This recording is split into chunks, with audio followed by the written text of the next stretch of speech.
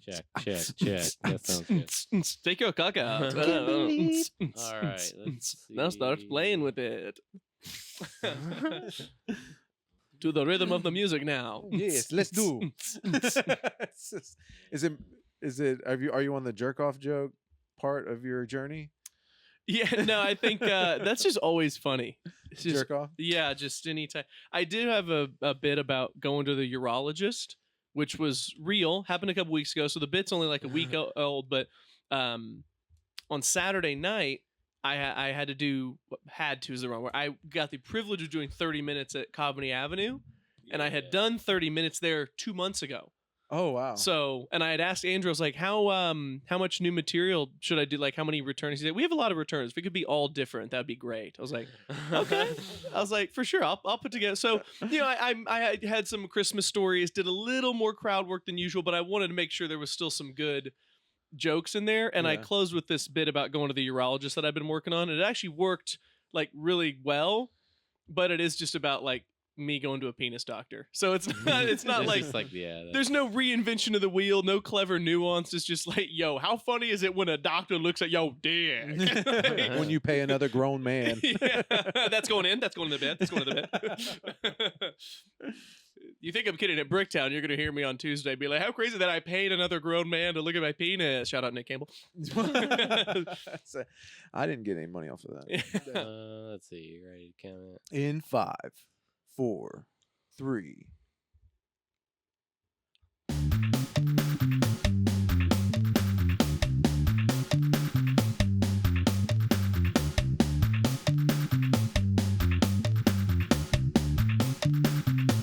Hey guys, how's it going? Nick Campbell here, and with me as always, my good buddy David Steele. And we are Rhythm and Wit. All right, sweet. Guys, it's good to see you. We got my good buddy here, Cody Troutman. Hello. Cody, am I at this? I should probably reorient myself. There we go. Just, you can look at us, but if you want to look at the audience, you can say no. That's all right. There. I always get annoyed when I do podcasts with people and like they constantly like, you know, punchline to camera. I'm like, shut the fuck up. Let's have a conversation. I'm doing that the whole time now. Hey, do you mind if we turn this down in my headphones real quick? Sure. Just a little bit. Just a little bit. Let's get this fixed. Yeah. Check 1 2. Check 1 2. That's much better. Much better. Much better. I can also back away from the mic. Yeah. Here. Oh, you're doing. I think it was kind of just hot in general, from my ears. But anyways, okay. So Cody, you're a comedian. Aspiring, a performer, a podcast doer, attempting, a provocateur. That I am. Ex-golfer. Yes. And if I might say, nice ass, bud. Yes, that's the one I care most about. I don't say that to everybody. I apprate that. All right. I'm going to go check all the previous episodes. If that's ever been said before, it's never. I'm going to be pissed. I'm not afraid of you. So that's why. But it's good to see you, man. Good to see you guys. How you been? Coming, man. Yeah, how you been? You been all right? Been very busy, kind of in a bad way, you know. Yeah. But you know, sometimes that's life. Sometimes there's adversity, and it's life. I'm doing the Brian Windhorst fingers. If you guys watch any NBA, but I feel like life is like 20% what happens to you, 80% how you respond to it. At least that's what I keep telling myself through these repeated tremendous failures that I'm experiencing. Is this comedy or I would say like is it every aspect? Just you know how like there's that saying, it's like, listen, you either win or you learn. Like there's no failures. Doing a lot of learning. Yeah. Fucking tired of learning. Yeah. I'm ready to apply these lessons. But yeah, I mean, listen, there are seasons of life. Some seasons are tougher than others. But I'm sure I'll come out of this with less money and more wisdom. Ooh, yeah. Well, at least the expectations are set right. Less punchlines, more bitterness. That's what. Have you ever noticed that? Like every comedian that's been doing it a long time is just like wildly bitter for no reason. I know, dude. It makes me not want to get far. Yeah. every new comic that starts is horrible, but they're so fun to be around. Optimistic. And then all these other comedians that are like that have been doing it longer than us that are really good. You watch them on stage, like, damn, that dude fucking rocks. You talk to him off stage, you're like, I'm gonna kill myself. Yeah, this shit ain't even real. Yeah, dude. You try to give him a high five. You're like, dude, that was a good set. He's like, sets don't even exist anymore. Yeah, I'm just living a life, dude. You're like, it's like, wow, thanks for buddy. that. That's cool. Rain cloud. But yeah, so you good? It's always, I always say this too, but I think it's you have to know your expectation or set your expectation for success appropriately. And like, I think some people have these huge dreams that are so hard to actually achieve. And so if you don't make it, you're just miserable with your life. And it's like, well, try to take more value in the small successes and things like that, and you'll be much happier overall. But I think that's a hard thing to do, and as an entertainer of any kind, because it's so rare to get what you actually want in this field. Yeah. I think some advice that I heard that is very cliche, but I do think it's great advice, is that whatever you're doing, the act itself should be the reward. You shouldn't have like this external validation metric. And I think that's a great way to look at it. Almost impossible to do, but very wise. Yeah. Well, something that's happened to me recently is I'll go do a show and it'll go really good. Yeah. And before, that used to carry me. I'd be like floating on all week. I'd be like, nobody could touch me, dude. But now it doesn't last as long. Now it's like, it's just only a day. Or we had that show at I'm just chasing fucking drugs. That's all I'm doing. Now you just can't wait to get back up there and do it again. We had that show at Put a Cork in It, my headlining show out there, and it sold went out. So good. It was super fun. It was mostly just like a party because everybody knew me. You had Kurt and his little crew, and they were rowdy to say the least. So it was like juggling between that. It felt like tight line walking, and then when it was all over, it was like a flash, and it was you just come back, you're like, what happened? Where am I? You black out. You're just shaking hands with people. Oh, that was great. But it was that happens now. Anytime I have like a really good set or when I'm in it and I'm very organic, then I don't even remember doing it. Yeah. And then all the shine of it kind of just goes away a lot quicker. And I think what happens is when you go do a set and it doesn't, or maybe it's just lackluster a little bit, and only because of your previous expectation, but you don't get that dopamine hit like you're used to getting, and so you're like, oh, it sucked, but it wasn't that bad, Yeah. There's something that's not as novel anymore. I think that's really what it is. Like that shine just wears off after a while. So I'm working into my bitter stage. I'm getting good. That's how you know you're getting good. First of all, you are. Second of all, I do think that like your experience somewhat dictates your expectations as well. Yeah. Like if you've never had a great set, like the first time you really like have a great set, it's like, oh my God. And then once you have that, obviously you want, so it does color your perception and your expectations a little bit. I think for me that I feel it most like on bombing. Like when I used to bomb, I would get so embarrassed. Then I got over that where it was like, that's just part of it. Now I just get fucking pissed. Every time I eat shit, which is all the time, I'm just so mad. I'm like, oh my God. I remember when you were doing your whale bit. Oh, the whale bit, and I was like, dude, he really loves whales. But it was like you were tussling with. You had so many different angles, and I was like, and you would even try to do the sperm whale stuff. Oh and yeah, I was like, damn, he went all over the place on this. Yeah, one. But I like the seeing. Like my favorite part is watching people try things that nobody's really fucked with yet. And I think that's what we should be doing.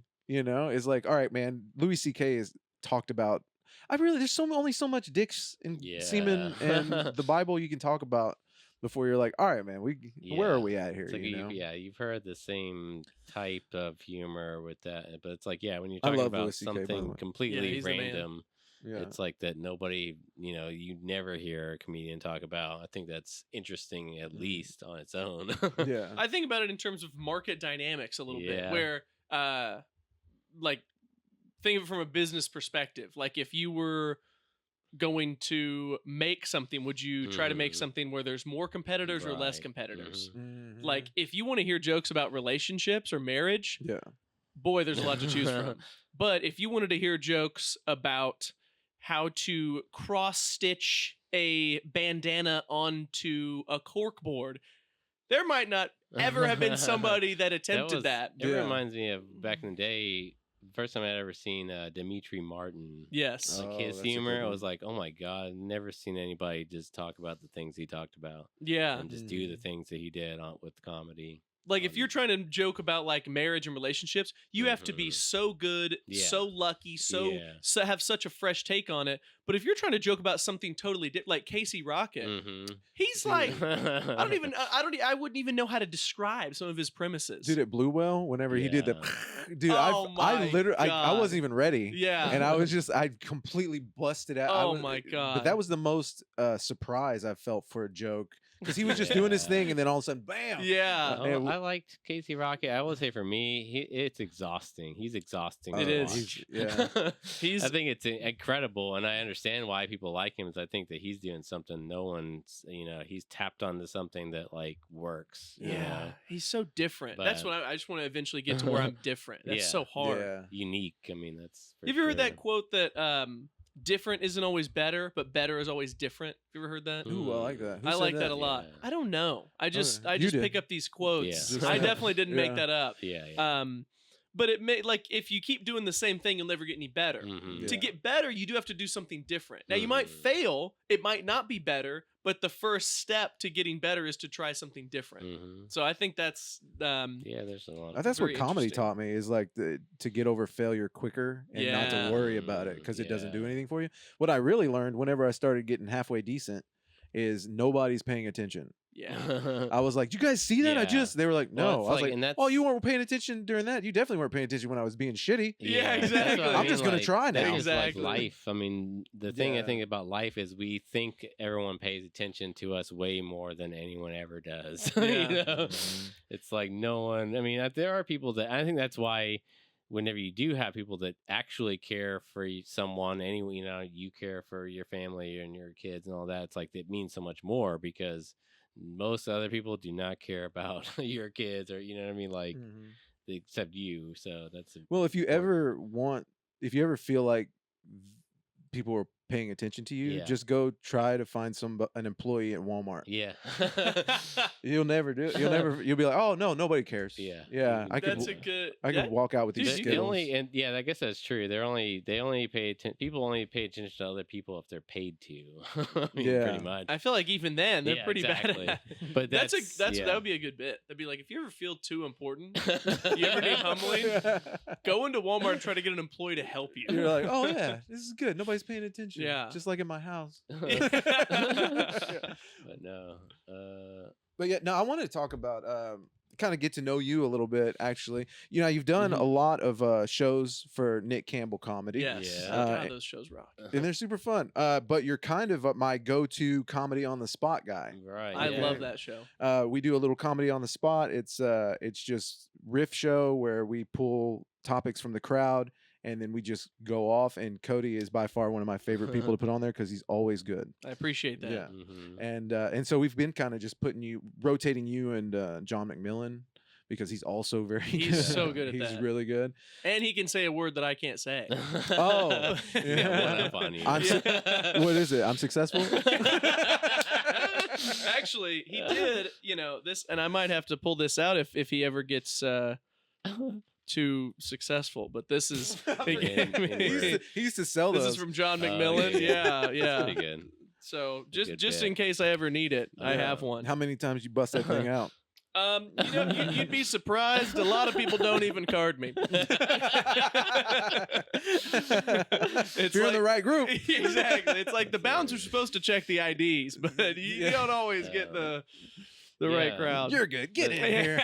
Speaking of comedy on the spot, because I edit the videos, I usually film them. But did you do the one when I had missed? I guess the one before this, like when was it? Yeah, he did that one. Yeah, I think the last one I hosted, you weren't able to be there. Right. Justin C was filming. Yeah. So that one, I remember watching you because I watched that whole thing still, which is fun. You can watch it too. It's up on YouTube. It is good. But yeah, I remember watching you on that. I thought that was probably one of your best performances that I'd seen. But everyone that does that show, the more you do it, the better you get at it.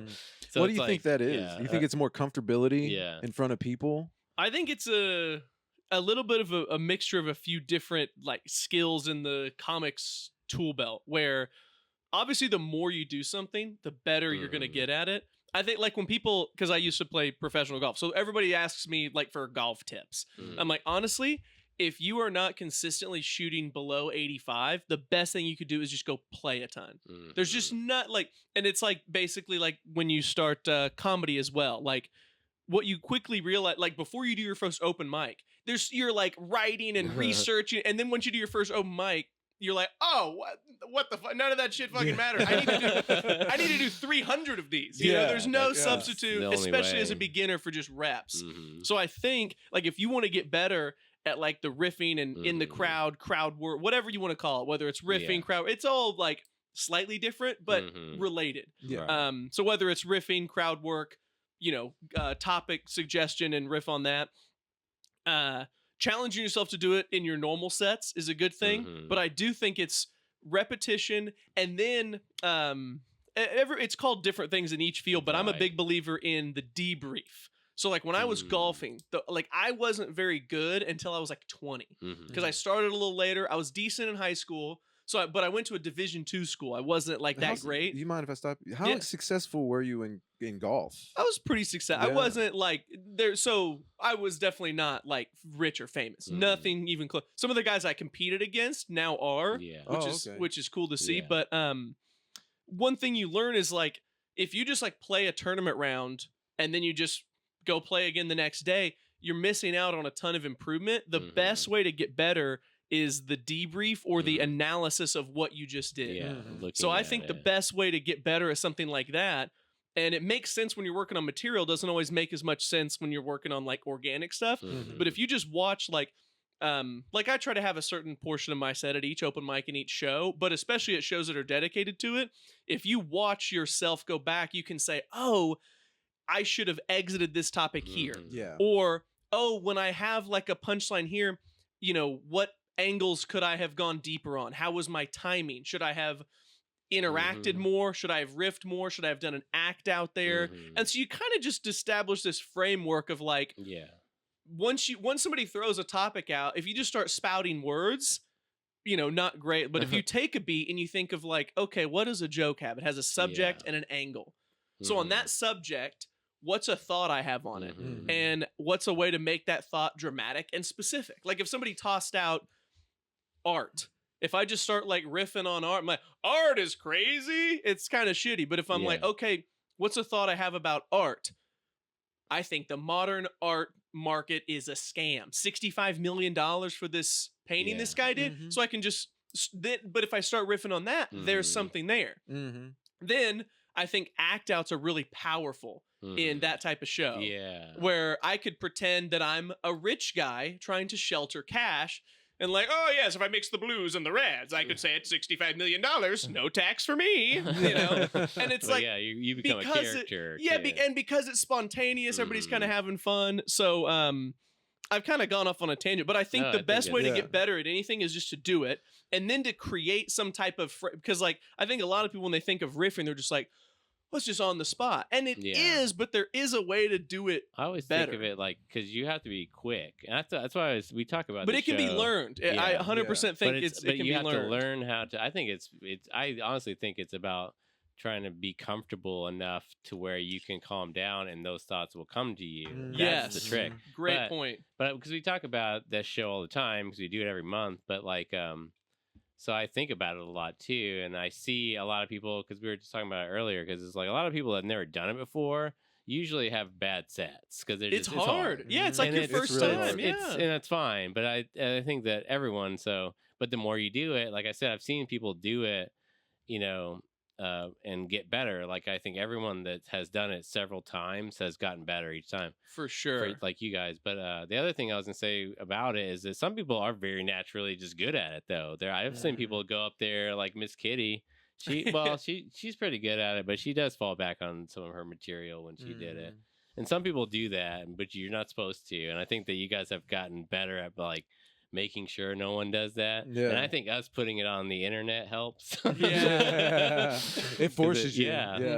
So it's like, it's kind of a good thing, because I think that's the true nature of it should be no written material. Yes, I agree. I think it should be all off the dome. And I just think like the longer, like Miss Kitty, even though maybe she's not done shows like this, but she's been doing stand up a long time. She's comfortable on bunch stage. of different venues. So she has that like those reps to fall back on. I think that helps a lot too. Yeah, she's been at it for 20 years. There's some people like, I know, that's amazing. We talked about Will Davis, probably. He's great. Very naturally he always, I think that's a big part of his set anyways, is just talking to the crowd and working with the crowd anyways.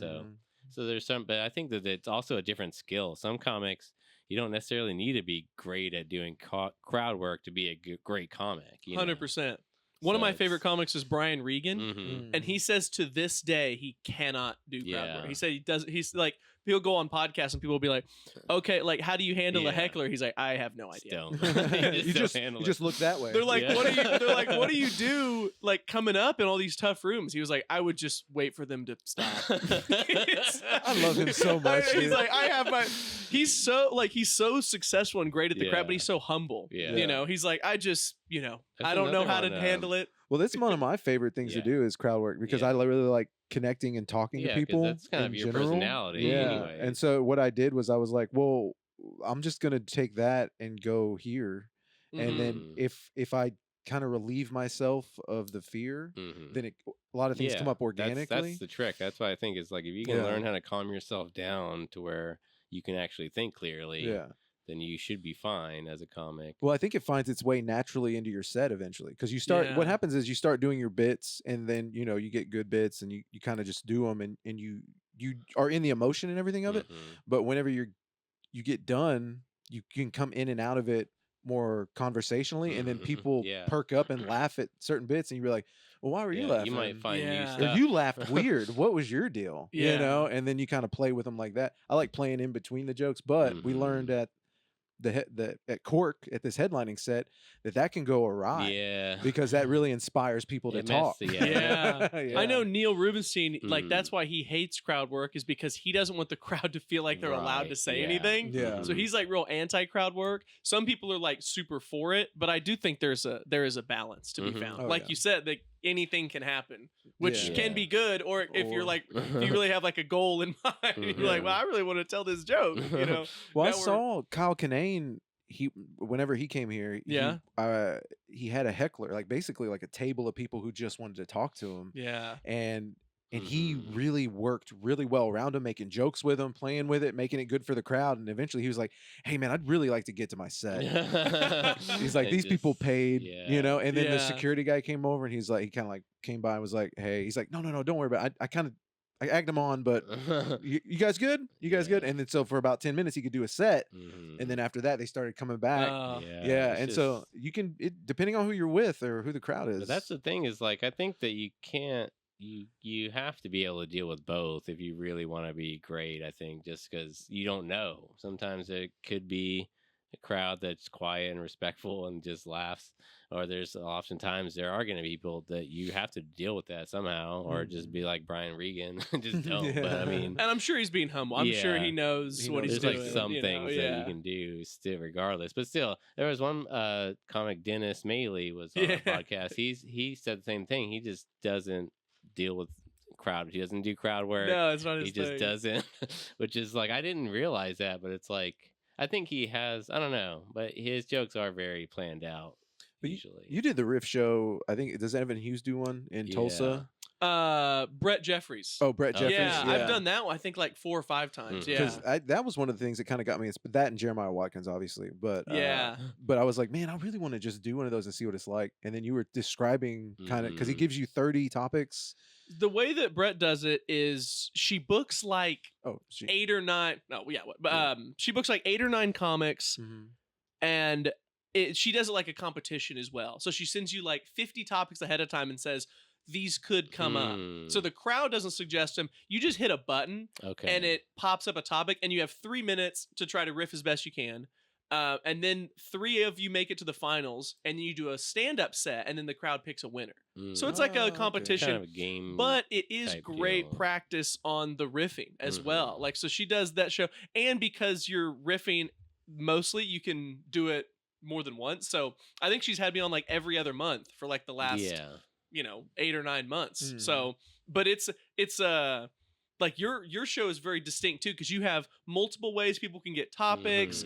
It's all like from the crowd, and you're not up there for 3 minutes, you're up there for 15. So it's a very fun. You're stuck. Yeah. And that's what, dude, one of the best parts about this is it limits you. Like you cut off, if you cut off the ability to get to your act and you're just here, and then you're forced to work those muscles. And dude, ever since we've started these, like I sucked like really bad in the beginning. Hard. Yeah, it was bad. I mean, I remember you telling me. And Whoa, that doesn't sound like me. You said it. Yeah, I mean, it was in your eyes. But no, when we do, but now it feels like we can kind of mess with it a little bit, and then I can take it and go. Now it feels more just like, oh, I can shift. It's a gear. It's like, okay, let's move into this to see.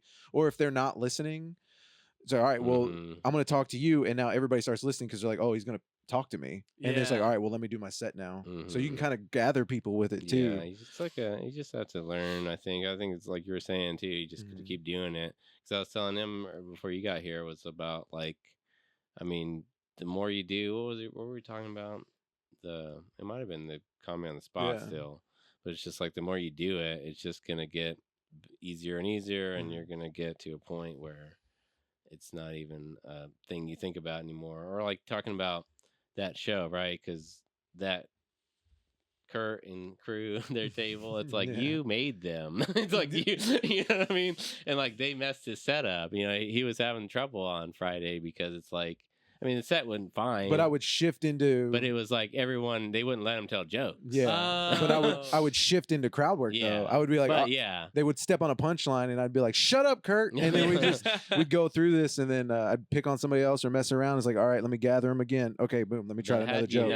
Had you not done comedy on the spot for however 6 months now, it's like that would have been way worse, maybe. Or, you wouldn't be able to handle it. Before I would get stuck. I'd be like, oh, deer in headlights. Like, oh, what do I do now? All right, well, I'm gonna go back to this. And as soon as you do something like that, they're like, nah, this weak bitch. Yeah. Yeah. But no, it was. I just think it's important to have all the tools in your tool belt so you can handle any type of room, any type of audience member. And I still have a long way to go, but I'm definitely further along than when I started of understanding how to manage whether it's a small crowd, a dead crowd, a rowdy crowd, a venue that's like maybe poorly lit, bad sound, different type of audience than I'm used to demographically. Just like trying to, build little structures in where like it was me, Dennis Maley, Miss Kitty, a guy from Wichita, and a girl from Tulsa. We got booked on a show in Anthony, Kansas a couple weeks ago. And we went up there, and it's this really long, narrow bar. They left the TVs on, all the lights on, and they had one microphone and one speaker, and they put it right next to the front door. And we were in the darkest corner. And no light. And everybody was supposed to do like 20 plus minutes. So the show, I was like, holy shit, this is going to be crazy. And I was going last. I was like, wow, this is we're going to really be primed and ready for you. And so by the time I got up, the crowd is, half of them aren't paying attention. Half of them are being really rowdy. But it allowed me to kind of lean on stuff that I had learned from comedy on the spot, from like trying crowd work at, and especially like doing shitty open mics and bad rooms.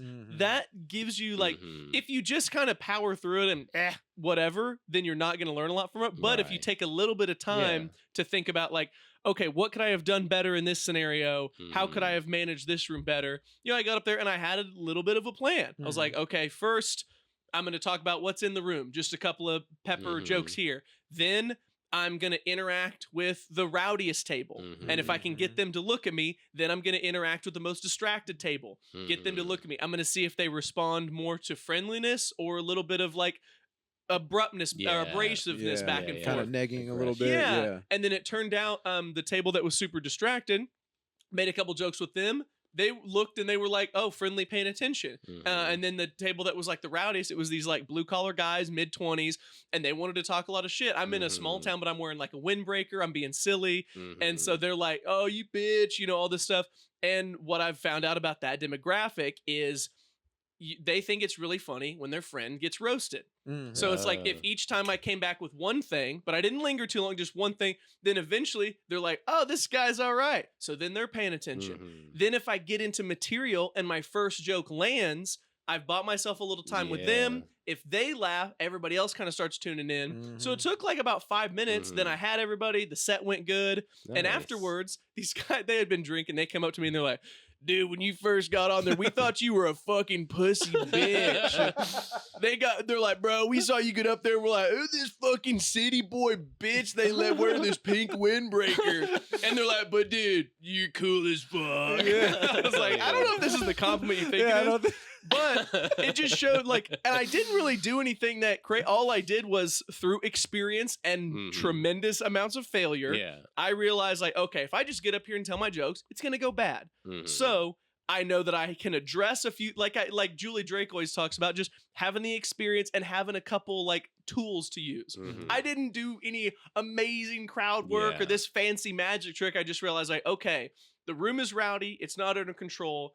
If I can get a rowdy table in the back, distracted table up front, talk about what's in the room, couple of quick riffs, get their eyes on me, land a couple of jokes.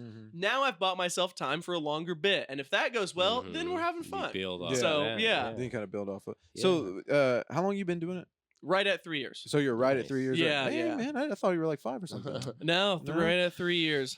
All right. Well, you're about where I thought. I know. I was thinking about the other day because I was, I have all my sets and I was like, man, I've been doing this 3 hours. I thought I'd be a lot better. But dude, I gotta delete all these crappy videos. I know. I was like, wow. Well, I thought that's the thing. Maybe you hadn't been good for 3 years, but I think you get to a point where it's you're better than you were 3 years ago for sure. True. True. Well, you're at a point where you can just do the reps now. You're just going up and trying to. No, I think. Trying to get enough reps. Because you guys are on the similar path. I think you're both good. You're definitely not, I think it's just all, once you get to a 3-year plus mark, you start to really get it. I think that's you're at least that'd be nice, a mid-range comic at that point. I think, you know what I mean? Yeah, but now we're just going to the gym. I feel like the soreness isn't really there like it used to be, where you can just go. You're like, all right, this joke didn't work. This joke didn't work. This joke worked. I'm gonna fuck around with that, and this one worked. And then you're not really bombing as much as you're just like, oh, these pieces didn't work. Yeah, I guess that's a good point. Yeah, because before it used to crush it's me. Not a total bomb. How many, you know what I mean? You're like, they didn't like me. Because even that show you were talking about a couple weeks ago, you would have bombed if you did it a year ago, or you know what I mean? Oh my God. So it's you saved yourself from a bomb. That's where maybe it gets to a point where you're just and it wasn't like I was up there just fucking killing, but it was still, I used experience and failure and lessons learned to do better than I would have done without the analysis. So I do think that analysis and structure is important. When you're analyzing. Oh, good. When you're analyzing. I love analyzing. Analyzing. Glazing no, but when you're doing that, what are you asking yourself? What are you looking for in your sets that you're like, okay, I can improve here? Specifically, do you have questions you ask yourself when you go over your sets? So I use the golf template a lot. It took me years to figure out how to practice and improve at golf effectively. So I just kind of use the same template where each open mic, each show, each whatever performance, I have an intention going in. Usually it shows the intention is to do well. I'm trying to do material. But if in an open mic, it's okay, I'm obviously I'm trying to get better, but what specifically am I working on? Okay, I'm working on this joke.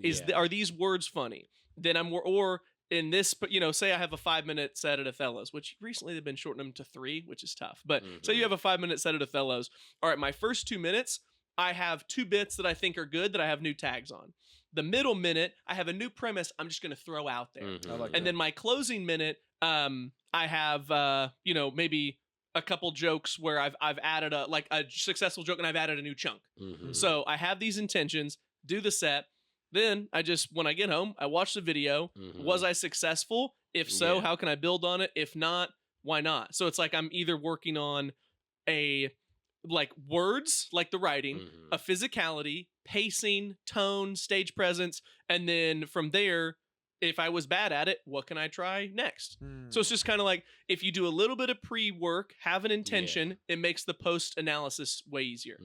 So you have something to compare to. That's what I've always heard too with lots of things. That's why I always like this having these conversations because you can apply this to so many things, right? Yeah, it's the way to improve at anything. Yeah. So there's like in golf is where I learned a lot of this stuff, and I wouldn't say I'm a master at it, but I do think I've improved at improving at things. And there's this like the theory of marginal gains that I always come back to. This guy that coached the British cycling team for the 2012 Olympics. The Olympics were in London, so the home country wanted to be good, and their team hadn't been good for a while. They brought in this new coach who, I'll skip all the fluff, but basically he theorized and had research to back it up that like if you want to improve at a skill, you have to break it down into its component parts and break each component down into its base elements.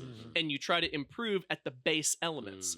And a marginal improvement in each base element results in a massive improvement in the total skill. Dang. And that, when I discovered that in golf, when I was like 19, 20, that's when I went from like a decent Division II player to an excellent player that could play professionally. That made a huge... So then when I started comedy, I didn't apply that as soon as I should have, but in the last year or so, I was like, man, if I'm taking this seriously, I have to have some framework of improvement. So I was like, okay, what is stand-up? And so you can break it down into the writing, the pacing, the performance, the act outs, but then beyond that, the marketing yourself, the audience building, the networking aspects of it, you know, which networking is kind of a dirty word, but why do you say that? I think that I like networking gets a bad connotation of like, it's very like social climby, like you're only trying to make a friend because it benefits you. But the way I look at it is like, I want to help somebody out if I know them and they're trying really hard. Yeah. But if I don't know them, I can't help them out. So it's like just putting myself out there a little more, letting somebody know, like say that I knew somebody that booked a show and they're my friend. All I have to tell them is like, hey, I do like your show. I'd love to be on it sometime. To me, that's all you got to do. It doesn't have to be this like, I mean, I'm sure we both know a few people that are really annoying with the whole networking thing. But to me, like stuff like that is stuff you can improve at. Like, hey, I have these friends. We're all trying to get somewhere. How can we help each other out? That I would say that's like a small part. But like breaking it down into each portion of that and thinking like, okay, how could I improve or break these elements down even further and improve at the base components? Because if I'm just trying to get better at stand-up, I love that too. That's a really big, vague thing. But if I'm trying to get better at my timing, that is something that I can really break down. Like, okay, I need to... Or if I'm trying to get better at my tone of voice, that because delivery even is like there's timing, tone of voice, volume, inflection, pacing, you know, all these different things. But if I break it down into like, I want to get better at my physicality when I say a punchline, I can just go look at all my punchlines and be like, oh, this could have landed better if I like had a little head tilt or if I made a fist or, you know, things like that. So the more you break it down, the easier it becomes to like improve at something. But if you if you did a 15-minute set and you just watch your set back and it went okay and you're like, I want to get better, it's like, well, it's like, where do you it's start? okay. I don't know. Where do I, you know, but if I look at a 15-minute set and my intention going in was like, oh, I think this bit's great. I think this bit's okay.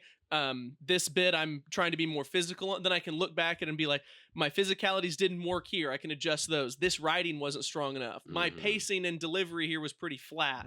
So I think that, and again, I'm 3 years in the grand scheme of things, I'm still terrible, but I know that these frameworks work not because I'm great at comedy, but because I use them to become a professional at something else. Yeah. So when it comes to building a skill as an individual, whether it's being an electrician, playing a musical instrument, learning how to swing a golf club, or telling jokes, you can apply a similar framework of how to break something down, practice it, and improve it. Yeah. I believe that. No, I agree a whole. Whenever I decided to do my own electrical company, what I did was I broke down electricity because I wanted to be good. I was like, I broke it down into all its parts. 100%. And it was like, you know, testing in meters, transformers, you know, all the different little things that you kind of AC theory and then all that, you know, code.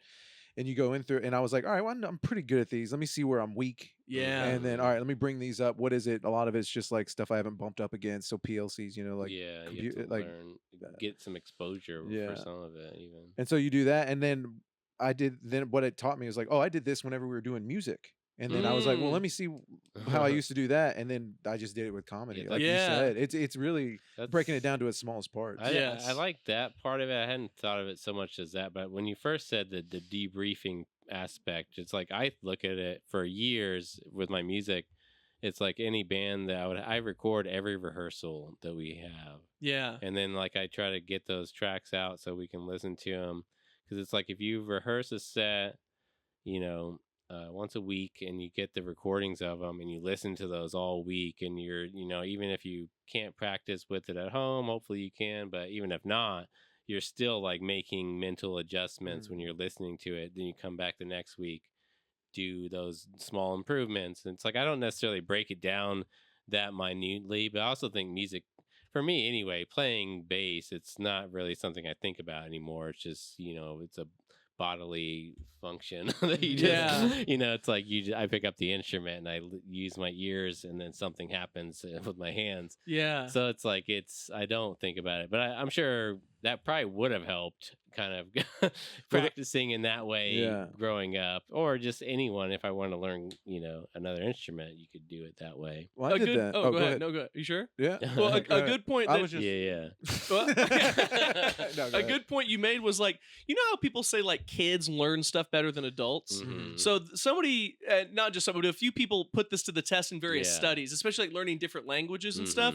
Because a big thing was like, if you like, you should teach your kids different languages or different skills because they'll learn it better as kids. What they found out is that kids aren't necessarily better at learning stuff. It's time on task and immersion level.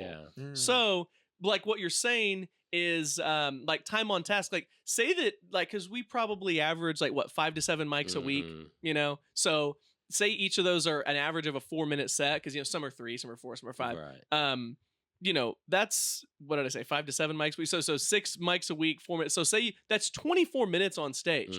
That is very little time on task. Very much. So if you're spending time listening to your set, thinking about your bits, that's a good that point. is getting yourself more time on task. And even if you're not like, you don't have to have this perfect structure, but the time on task you get better at. So like you're saying, say you're only able to rehearse with your band once a week, but if you're listening to those recordings, subconsciously you're going to pick up on what could I be doing better, and you'll apply that next time.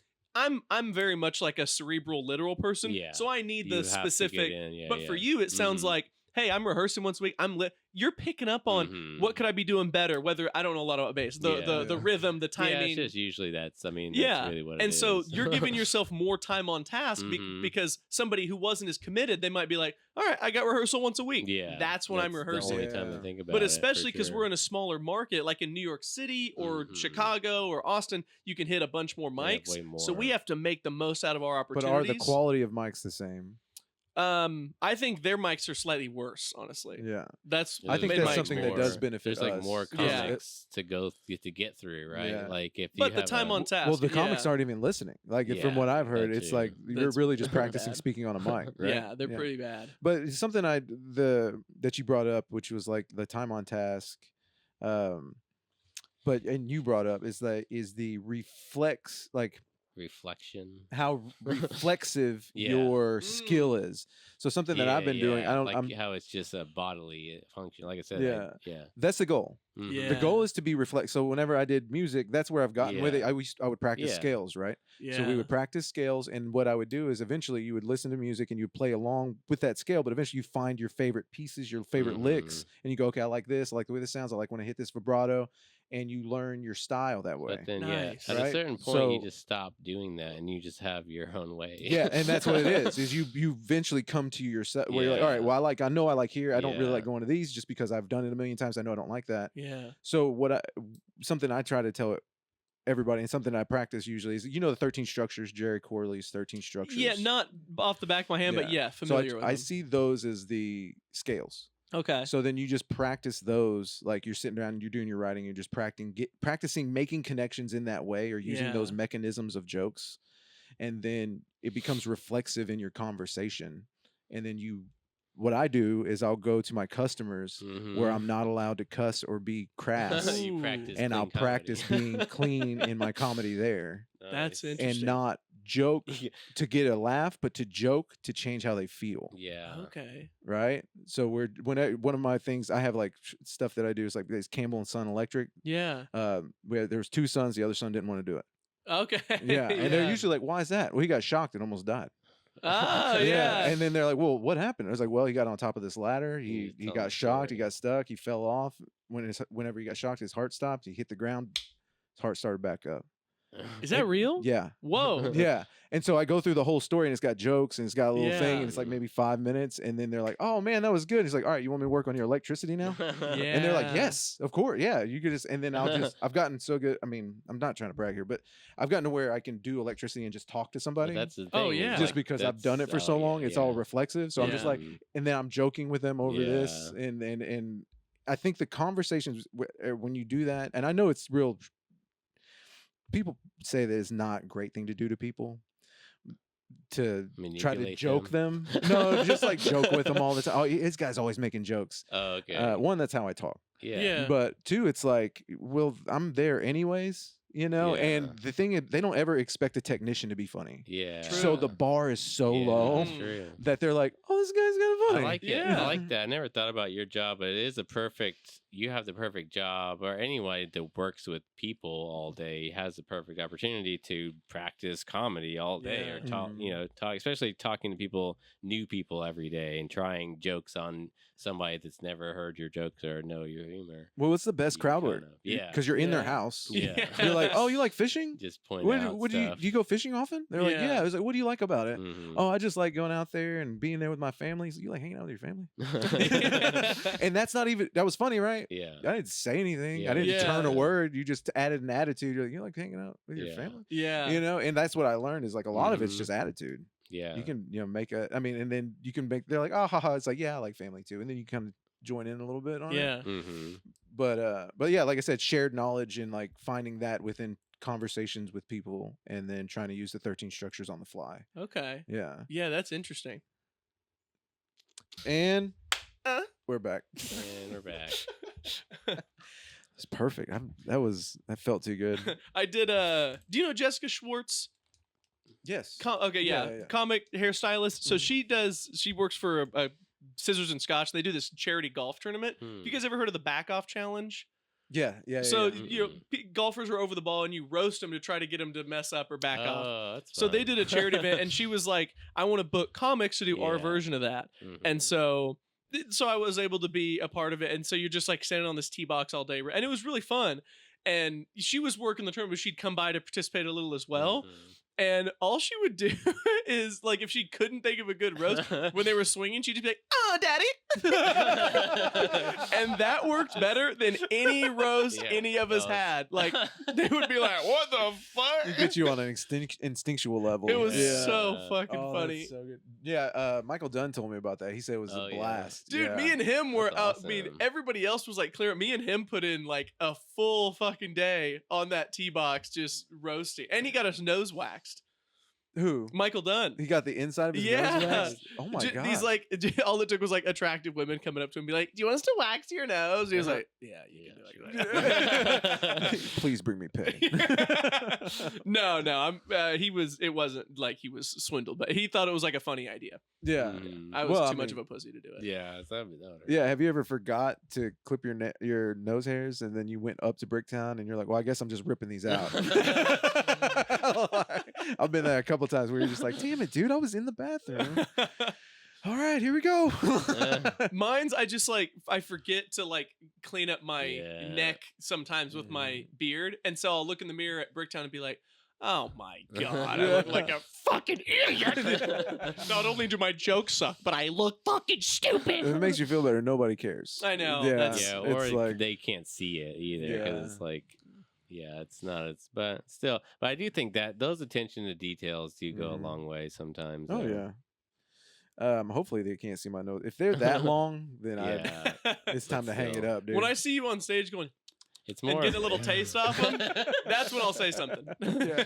If they're that long, then I'll say something. Nick, move the brush. Uh, But yeah, so we kind of went over I wanted to go over the comedy on the spot, just kind of talk Yeah. about how that's helped you get better. Yeah, We talked about comedy on the the golf and spot. transferable skills. Oh yeah, Um, this is great, by the way. let's see.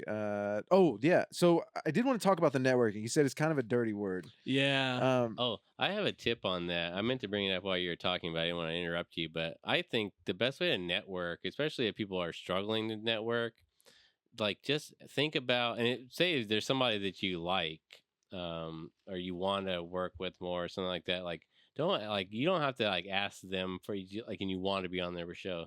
Like offer them something first. Just like what can you do to help them out? You know what I mean? And it's like, but the thing is, you can't expect anything in return. Yeah. But most likely, whenever you do something for someone, or even just offering, is gonna be like it goes a long way, and people remember that, and it usually will come back around. So like, that's true. I think that's something that I try to do and that want to do more of. Is just like, yeah, if you want something from someone, just offer them something first, or Yeah. Well, that's exactly what I was gonna say. Yeah. So, dude, I love you. Well, you probably had that conversation before too. Well, it's a great conversation. It's the thing because you have this idea, and I know what you're talking about. It's painted as this like yucky thing. It's like, oh, he's just trying to get something. But if you go to it as like, well, how can we win-win here? Yeah. And then you go, well, what can I offer that I'm good at? Well, maybe I could take pictures. Or what do you see that's not available? Maybe I can go in and kind of coerce some of the audience members into being more comfortable with us because that's something I'm good at, talking to people. Right. Yeah. And or maybe I can just stand at the door and greet people. Like little things or little things that you can help. If you're always ready to help, then people are more than likely to help you. Yeah. That makes sense. I think so. Yeah. Well, as a producer, for sure. Like Andrew Patterson. He won my Comedian of the Year when he came down, and that's really, he doesn't know this, and I haven't told anybody, but it's because he came when him and Izzy and everybody came down. Brandon Whitaker, they really helped. They went out there and they're so used to doing it for themselves that they were so good at getting people in, and they were and not rustling feathers, and I just remember thinking like, man, I'm gonna try to do my best to get more stuff on that for them. Yeah. And you don't even mean to. You're just like, well, they help me, I want to help them. I think that feeling of reciprocity. Yeah. I think that's where networking really, the heart of networking is. It's like, we don't really know each other, but I know I have skills that can help you and you can help me. Okay. So let's kind of a good way see if we can put it. It's the same way I kind of approach venues.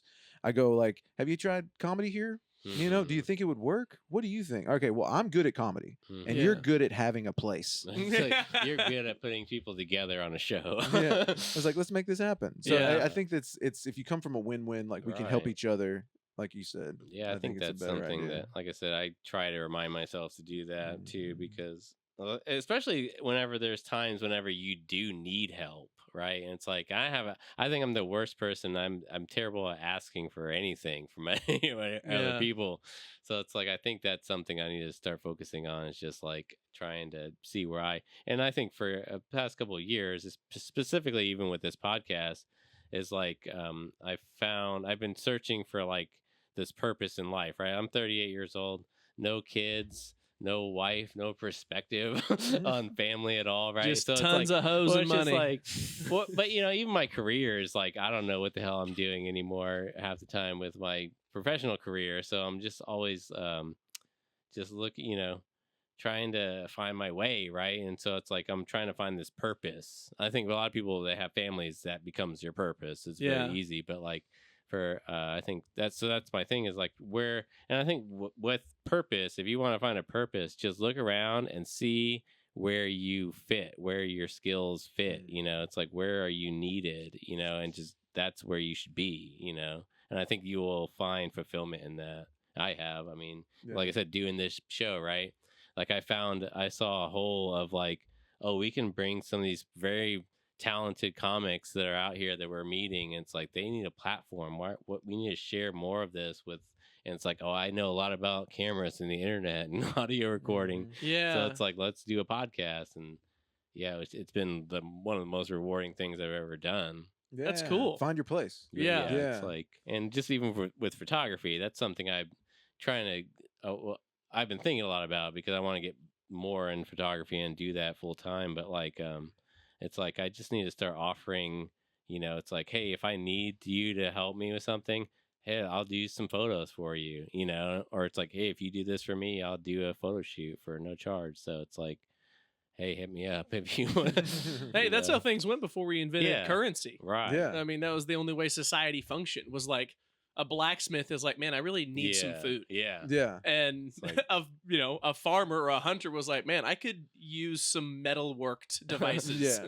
To eat. But to with a hunt that food. DIY community like comedy, Yeah. you know, I mean, that's the thing is like it's the most made up thing. Yeah. It's like, what do you need to do it? You could do it at 7-Eleven. You Yeah. just walk in, make the clerk laugh, get the fuck out of there. Yeah. you It's know, comedy. as Bro, far I as just I'm killed concerned, it on cue. 45 seconds. Boom, boom. dude, I'll call Liz and like if I got somebody rolling at their house, I'll be like, I just killed over at 3122 Northwest 15th Street. Yep, a lady named Sandy. She's pretty cool. But yeah, man, it's the idea of I forgot where we were. Networking or helping people. trying to not make it feel gross. You know, you shouldn't. Yeah, that. Mhm. I mean, if you like you said, if you want on a show. Yeah. But yeah, I like the networking aspect of let's see.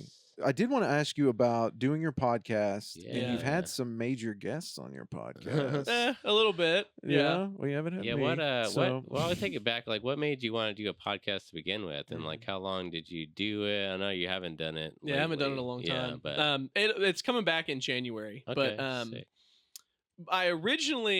it kind of started. So I originally wanted to like be a YouTuber. Yeah. That was what I wanted to be. So I started like making YouTube Yeah. videos, and they were just dog shit. Like I wanted them to be better, and I was like, they need to be funnier. Mhm. And so then I started taking an improv class. Yeah. And I was like, man, I'm like good at like the talking side of things, but I'm not funny enough. Like, but I'm funny in conversation. Mhm.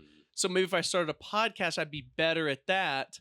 And then at the same time, I was like, I could learn to write jokes if I did stand up. But my whole goal was to like make these YouTube That videos. was before even to get into comedy. Yeah. You didn't even care about being stand up, right? No, the stand up was the thing I wanted to be the least. And so I did it, and I hated stand up. Yeah. But I made a promise myself that I would do it 50 times Oh, before wow. I quit. Yeah. Because I was like, if I hate it after 50 times and I've learned nothing. And you know that it's going to take that long before you can really, I think, appreciate it. Maybe even, Maybe. at a level, you know. I think that's why everybody should try other Yeah. types Other of love. mediums of. At least 50 times. Yeah. You know what I'm saying? So you know, oh, I don't like that. So how You know? long did it take to get to 50? Yeah. Probably like 6 months. It was a long Yeah. time, and I really hated it. But after I did it for 50, after I What did kept you going? well, after I did it for 50, because I always wanted to be funny. Yeah. And with the YouTube videos, I felt it was like hard to figure out if I was funny, and it wasn't funny, and I didn't Yeah. know why. Because I think maybe the reason why it's like I know comedy, it's so direct. You know exactly if something's funny or not. Whereas a video, you can make a funny video that you think is funny and spend hours editing and writing, and then you put it out, and then you might not even get a reaction because if nobody watches it, you know. Yeah, that's exactly what I was gonna say. Yeah. Was so YouTube, wasn't I didn't know if I was getting funnier. Right. Improv class felt really supportive. Mm-hmm. Which was, and it, there's some valuable skills. I do think everybody should take an improv class. They're really fun. They kind of teach you, like, the guy Roger at OKC Improv, one of the most valuable things he said was leave your cool card at the door. Yeah.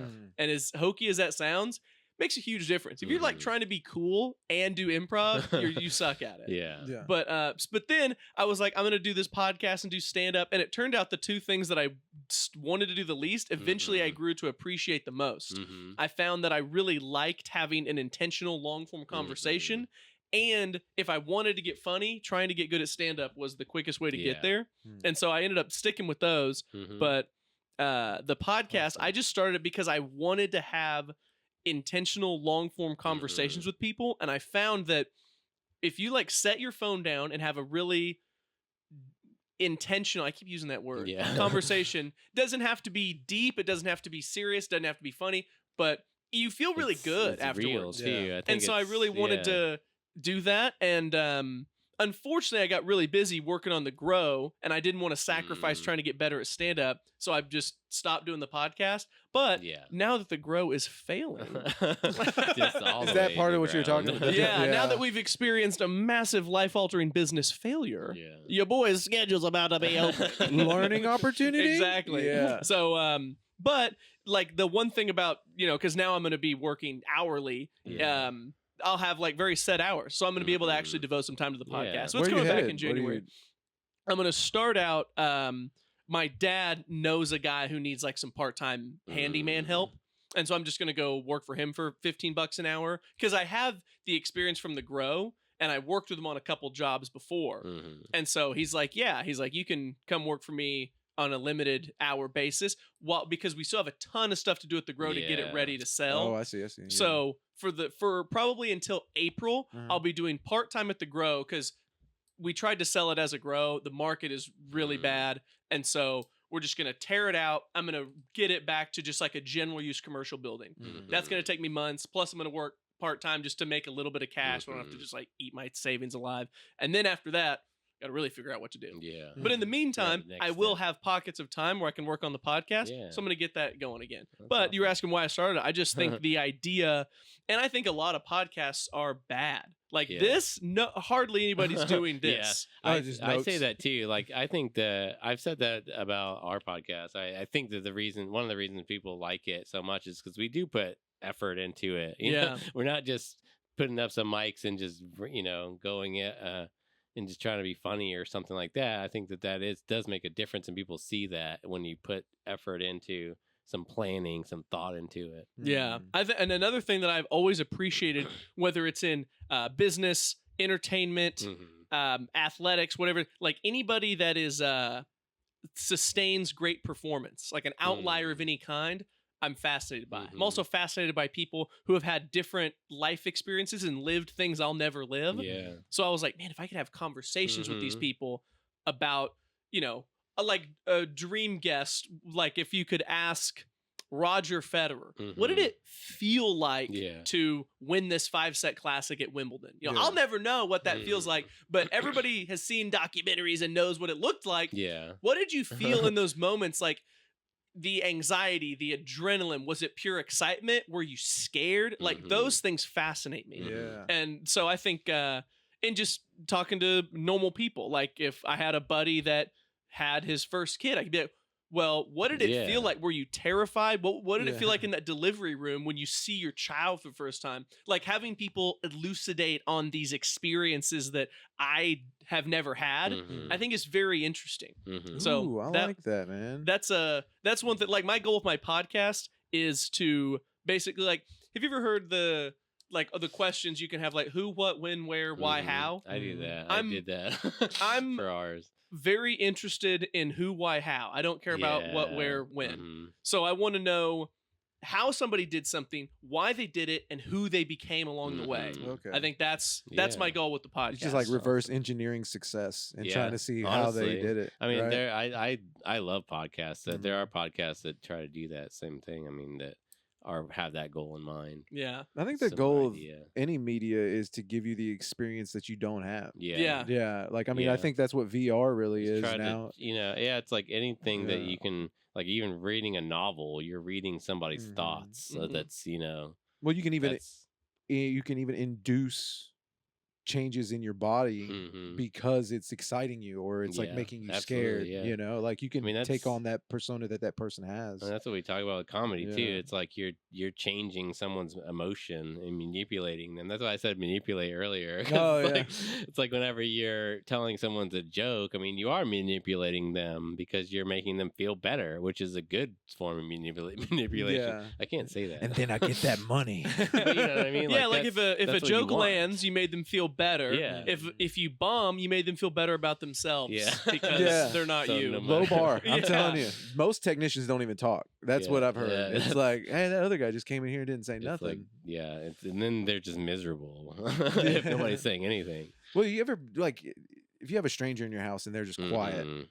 Yeah, that's not good. Yeah. Like the best service technicians, are personable. That's why I think I love comedy so much. I've learned it's like I don't have any aspirations of being a stand-up comic, but I think I say this all the time. I'll probably try it at least once in my life because how can I not at this point, just knowing so much about it. But I'm fascinated by it. But one thing about it, it's helped me already, not even doing it, but I've learned just from talking to comedians, like you're saying with just doing this podcast, right? Like I've learned how to be more present and be more like point things out quicker that are just absurd. It's like that. Most of my life, I would see things and just like, oh, that's weird, and then I would like somebody else. I would wait, and somebody else would say the funny thing, and they would get credit. It's like, oh, I thought of that earlier. That's our entire relationship. Yeah, I was too shy to say anything. Yeah. So I've already learned how to get better at doing that just from being a part of this and being around all you guys and learning from that medium. I think it's a valuable thing is to I think it's something that everyone should do better. It's just point out what we see. Don't let like emotions and feel like if you're in a relationship with someone and you're struggling in any way, it's like just say what's bothering you, because if you don't, like, it's just gonna be worse. Yeah. And I think that's hard to do for some people. Well, I think that's what most comedy is. I mean, you're just like pointing out things. Like, do you guys see this? Like, why are we tipping a Subway? And talking about it. Yeah. We both made that sandwich. But something I do want to ask you, out of doing the podcast, who were some of your favorite guests? Yeah. And what were some of your favorite questions that you asked them? That's good. I would say probably the most like, this might be the most surprising guest was like when I had my dad on there. Yeah. And I realized I was like, I've known this guy my whole life, as you do, and but I hadn't ever really like interviewed him, where it's like I learned stuff about him, stories that I've heard secondhand about him, or kind of stuff I knew about his life, but never from his perspective. That was really eye-opening. Like to have my dad tell his own story, and like some of the stuff that he did when he was a kid that was hilarious, or some of his personal journeys through like discovering his purpose in life and things like that. Really fascinating to hear like your own father elaborate on some of his own experiences. That was really cool. Awesome. I would say. Did you feel like you found out something about yourself? Maybe I wouldn't say that I did, maybe because I didn't think hard enough about it, but so that's probably on me. I probably should have learned something. I'm sitting there just like, wow, I haven't learned a thing, but I did, it helped me understand him better, because him and I used to not get along that well. Oh, okay. And I knew it was always like a me thing, because he's awesome, like across the board, the hardest working, most reliable, warmest person that everybody knows. So I knew, and I'm very prickly, I would say, is like a good word to describe me by nature. I'm not the most personable or gregarious. Like, it doesn't come naturally. I have to really try to be like my dad, because I want to be. And so learning more about like the why behind why he behaves like that, and that it's not like, for him, he's not putting on some he genuinely is just a warm, outgoing person, and cares about like he said, somebody asked him one day, this is something he said, he's like, somebody asked me one day, like, when you're talking to somebody, like, how do you make it seem like you give a shit what they're saying? And he said, well, the secret is I actually do give a shit. Oh, I love that. It's really good. Yeah. And it's true, like when I watch him have a random small talk conversation with somebody, you can tell he really does care about what they're saying. Even if they're talking about like the holiday party their dentist had. He remembers who that dentist they're talking about is. He remembers, so learned a lot from him. What you said, what were the best questions I asked? I'm always interested in that. I like asking if somebody had a turning point in their life or had a big decision. I like asking, why did you make that decision? What did you hope to get out of it? How did you go about deciding that? Or who did you become on this journey? Like, I remember I asked, like, because Neil Rubenstein, he had like a crazy life, and he'll like try to downplay it, but he's had a really interesting life where, he used to run illegal poker rooms for gangs up in New York City. He ran a brothel, and he would be security for prostitutes. This is a great pod. Yeah. I like, Neil's, I didn't know you had him on there. I'll have to check he's out now. great. And I liked asking him, like, reflecting on those experiences. Who did you become through that journey? Or was it what you expected? Because I think that's interesting. Like, we all, whenever we're trying to get to something, we picture how it's going to be, how it's going to make us feel, who we're going to be if we attain something. And then the reflection on like, oh, now I'm here. what does it feel like? Right. Like, I what think, is that? How does that compare to what you had in mind? Yeah. Right? And like I would ask like Casey Shornima and Tom Takar, I asked them, what did it feel like to go from open mic level to headliner level? Mhm. Like, what does that Whoa. feel like? And they both, their answers were like very interesting. They both said like you don't really perceive it happening. Like each Mhm. improvement is so granular and you're so focused. This is just what they said. Yeah. I've never experienced this. They said you're so focused on like where you're at and just like trying to keep it together that you don't even think about it. And they both were like, oh, I probably should take more time to be like, wow, 10 years ago, I would be really Mhm. stoked with where I'm at right now. I'm headlining Right. a festival, That's the true key to happiness too. I think is like you try to think back on, because I think that so many of us, I know so many people in this kind of creative field of whatever it is, and you're trying to figure out how to make money from your art and live off of your art, and that's so hard to do. But like, I talk to people about it's like you have to think about where you were 10 years ago, 5 years ago, thinking about this is like for me, right? Like I'm living the life I've always wanted. Yeah. But I still can't, it's hard to appreciate it. It's like you always want that next thing. It's like I'm not there though, but it's like look at where you are and like this is like I'm living the life. I'm playing music every week. I'm talking to interesting people on podcasts all the time, going to shows and being a part of the show by being, the photographer in that way, and just being a part of the entertainment industry. And it's like, I think that I always try to take stock in that and just try to be grateful for what you have achieved. I think that's a hard thing to do, but It is it's hard. also Especially in comedy because it's all so fleet. It's almost like Yeah. it's as soon as that 15 minutes is over, you're like, oh, that was quick. Yeah. But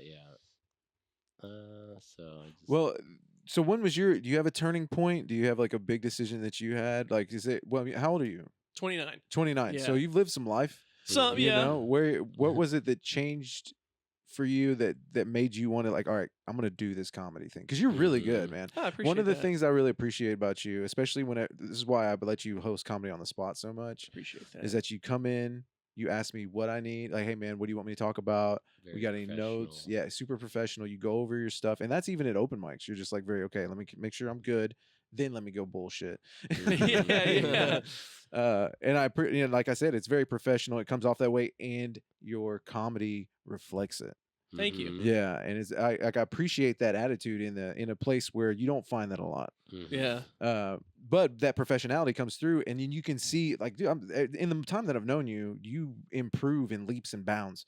Like, Thank you. you'll see it. You'll be like, you'll see you have a tough time. Like you're like, this crab shell is getting too tight, and then you like bust loose, and then like at Comedy on the Spot, the last one, I was just like, what the fuck is this guy? that's what I'm saying. Thank you, man. That Yeah, I was appreciate that was one of my favorite performances of yours, I Yeah. think, because I haven't seen you do. I've seen you do that show a bunch, Yeah. which is all improv or not really your set. I've seen your set. I remember I saw you at Othello's, the Mike. What was it? The competition. Yeah. I think you did well there.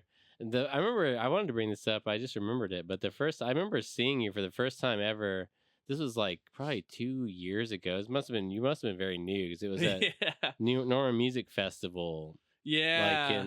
Because you had just started doing comedy. I think it was 2023 was when I Yeah. did that. Normally, like beginning of 2023. Must have been. Okay, yeah, I think I So remember a year that. Yeah. ago from this past one. Was it in a theater? Yeah. Yeah. Sooner Theater. But, I just remember you because of your name. I think, Yeah. that, it's a memorable name, and I remember your set, and it was like, but from there for sure, I feel like you've definitely become a long way. Yeah, that was. But that was like I barely even remember that show, but I just remember you, and then I hadn't really seen you. I hadn't seen you again for like a year. The weird after thing that. about that show is people could like come in and leave, that was Yes. a weird and one. it would affect Yeah. what was going So on in that the room. thing I remember most is I went last, Yeah. and it was like a 3-hour show. Yeah. And at the beginning, because that place holds like 800 people, at the Mhm. beginning there was like 300 people in Yeah. there. Yeah. It was like really cool, and me and Dave Branch were Yeah. shout out Dave, he moved away. Love that guy. Miss you, baby. Dave is the man. We were sitting in the back, and every performer, more people would leave. Yeah. And then by the time me and Dave went up, there was like 40 people dude. left. I felt so bad because I watcched you and Dave. I was Yeah. like, oh, I remember damn, watched dude. that most of that show or Yeah. a lot of it. And that's no fault of any comic Yeah, doing that's bad. I just a think we were weird- all just like, What's the not rotating great. door aspect of that show? Yeah, and it's such a long show because Yeah. they're used to doing like music shows Mhm. where that's kind of more the style, and Yeah. it's like more general admission. But this, it's like when you're seated and you can get. It's just a whole You could different. have broke it down vibe. into two shows. Yeah, which I think they tried to do, Yeah. but then they were like, let's just do 2 long Yeah. shows. So they had a 3-hour clean show, then a 3-hour normal show, and it was just Mm. like too much. Yeah. I don't know, But- but there's a reason they didn't do it again, obviously. Well, or, now you they know. did. They have Yeah. a Native American Indigenous only comedy show Oh, okay. because Israel Goldman did Mhm. it and corrupt like Yeah. they were like yeah Dude, E.T. Shadow when he did Cork, dude, he fucked him up, Dude, dude. that guy kills. Yeah, man, he that killed guy it. kills. Especially now that he stopped telling that rape joke that he loves so much. That'll ruin He everything. finally put that one aside. that he loves so much. Is that what Dude, you're saying? he loves that joke. Yeah. I remember because I asked him. I can't claim that him and I are like tight, but I Yeah. really like him. Yeah. When I see him out, I'm like, dude, what's You're up, man? always And excited I about it. asked him. I said, why do you keep telling that joke? He's like, God, I just love that joke. I said, it never works. Yeah. I don't know. I bet a lot of comics have that though. It's like Oh, they yeah. know that it's a bad My joke, whale but jokes. they just have to do it. My husky boy joke. I gotta get rid of that damn joke, dude. No, I think I retired that husky boy joke. Oh, did you really? At this last one, just because somebody yelled out, "You're not husky." I was like, yeah, I man, think you That's did true. say You're that. slimming up. yeah. I was like, but now It's I tough. say I used to be called.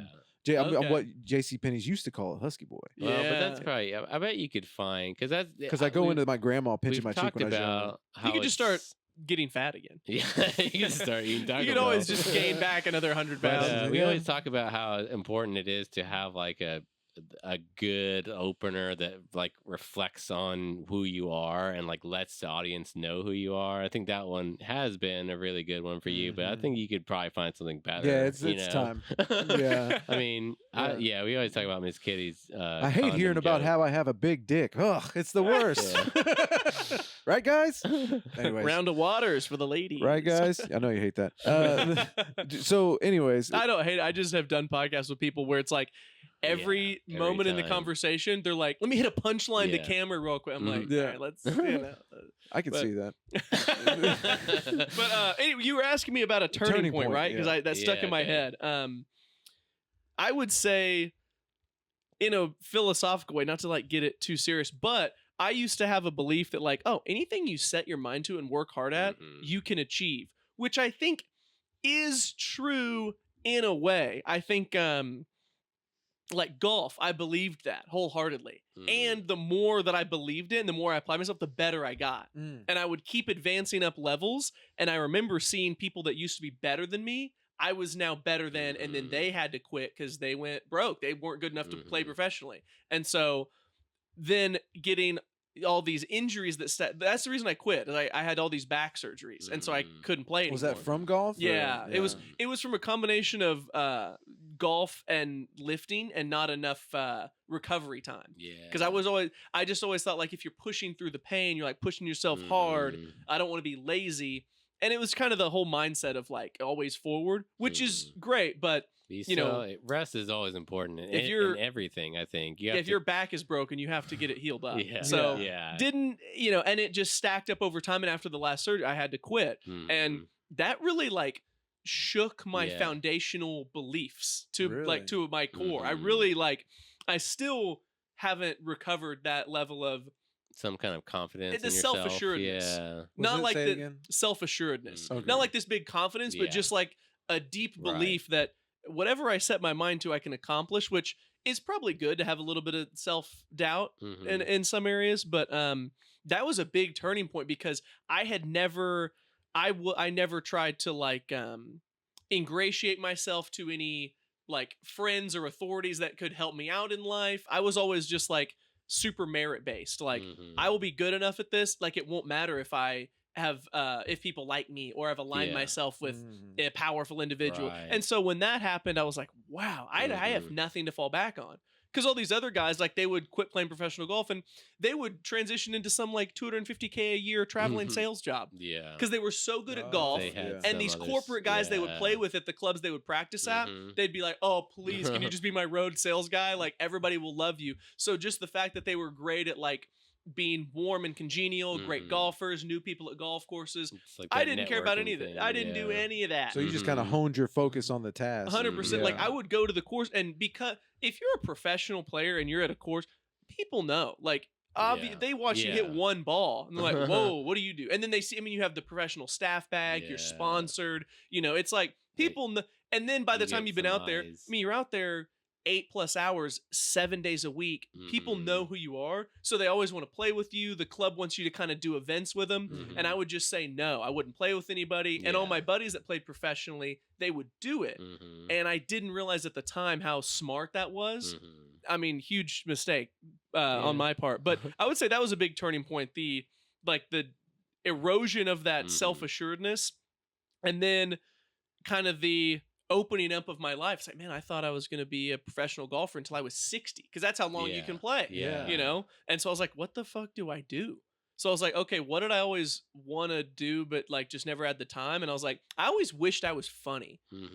And I wasn't. I was just like loud and energetic. And which was double bad, because if you're quiet, nobody thinks you're annoying. But I was not funny, and I was loud. And so I was just really annoying. I was like, it was always soul crushing when like the cool kids or an attractive woman, I could see in their face that they just thought I was annoying. I was like, I need to get funny. Well, at least you're not loud now.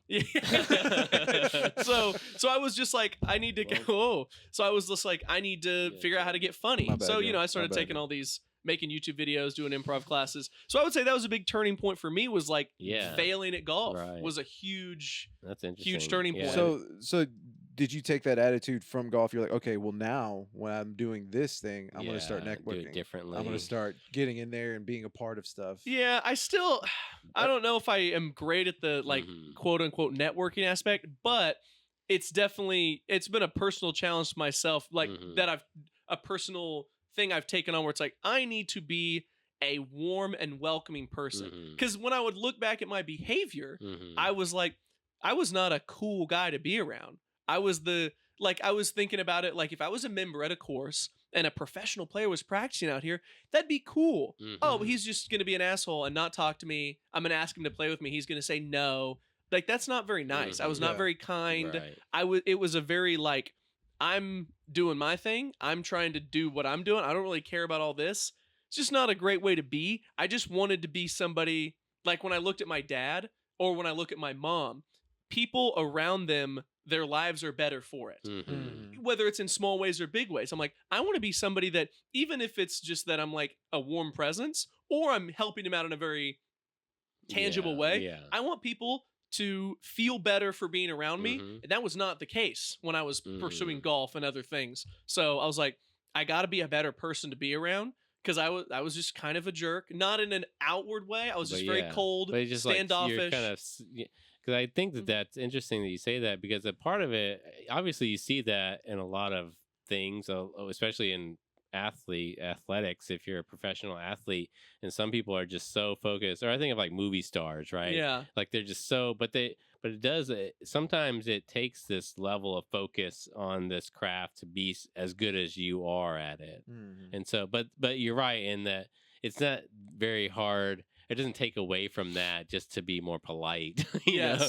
Why do you feel like you were cold from before? I just was 100%. I was not, I wouldn't engage in any type of small talk. I felt that it was a waste of time for me to try to foster interpersonal relationships. Because it distracted from the task, kind of? Or I would rationalize it with that, but the truth was that I just didn't want to, and it was a great excuse to kind of couch that in, like, oh, I'm just kind of locked in on what I'm doing. The truth was, I was just kind of a jerk. Like, not in any I wasn't out there like putting people down, but I wasn't receptive to any warmth. I wasn't trying to make anybody feel better about themselves. I was just selfish, kind of doing what I was doing, not really concerned with what I could do for others, not really concerned with being a good friend, a good brother, a good boyfriend. And I would always rationalize it to myself, because none of the tangible actions I was taking were harmful, but it was more kind of the passive focus on self and the coldness. Like, I wasn't a great boyfriend. You know, I was checking all the boxes. Oh, I'm loyal. I do special stuff for her birthday. I make sure to like spend a certain amount of time with her, but am I really emotionally present? Am I being a great partner beyond kind of the spreadsheet rubric. Mm-hmm. Same with like being a brother. Like I have a younger sister, Mm-hmm. and she's like the warmest, most like fills the cup of those around her person. Mhm. And everybody wants to be around her. Like everybody loves her, you know. But you know, I wasn't always as there for her emotionally as I could have been. I was very much there for her, like if she needed help with a task Yeah. or something like that. But and same with like being a son. I think that my parents, especially as the professional golf journey got harder, and Mhm. not only harder like skill level wise, but with all these injuries and stuff, you know, I'm over in a different country Mm. and you know, I wasn't really talking to them about it. I was just like doing my own thing. Mhm.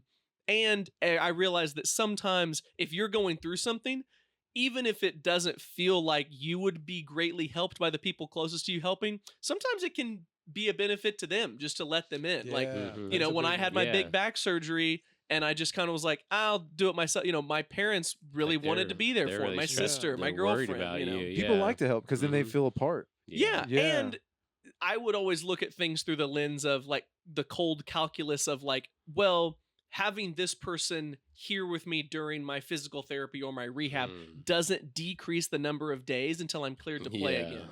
But it can make those days a lot less dark. Oh, Mhm. yes. So good. I think Ted I think- Lasso. oh, that's yeah, you probably Yeah. said it Yeah. a little better than I did. But yeah, I think just realizing like that's why I like to focus on those questions of like how, why, and who. Mhm. I didn't necessarily think my motivations for why I did things was the most pure, Mhm. and I wasn't becoming who I wanted to be. Mhm. So now it's like I'm just like some like open micer who doesn't really even have a retirement savings, so that's Yeah. not like the greatest. But You and me What- both, brother. yeah, but it's like This I is would just the eventually world we're want to. living in. I want to get to somewhere where the person that if I look in the mirror, the person looking back is someone I admire. Yeah. So that's it's like that's the main thing. Mhm. Now, what component parts does that Right. entail? That's why I think that you're very good at the what of Yeah. most things. Like, yeah, I think you understand the what. I just got to get better but at the other things, yeah. in between. But Yeah, I think that that's an interesting thing because, yeah, I mean, Well- you definitely know, like, you're good at breaking things down into component parts and that sort of thing. But I would Well- say my last point. I know go I'm ahead, kind go of for it, rambling go on, for but the this is now I'm going to actually phrase. You can probably cut out the previous 10 minutes. This is probably going to be phrased better. Okay. But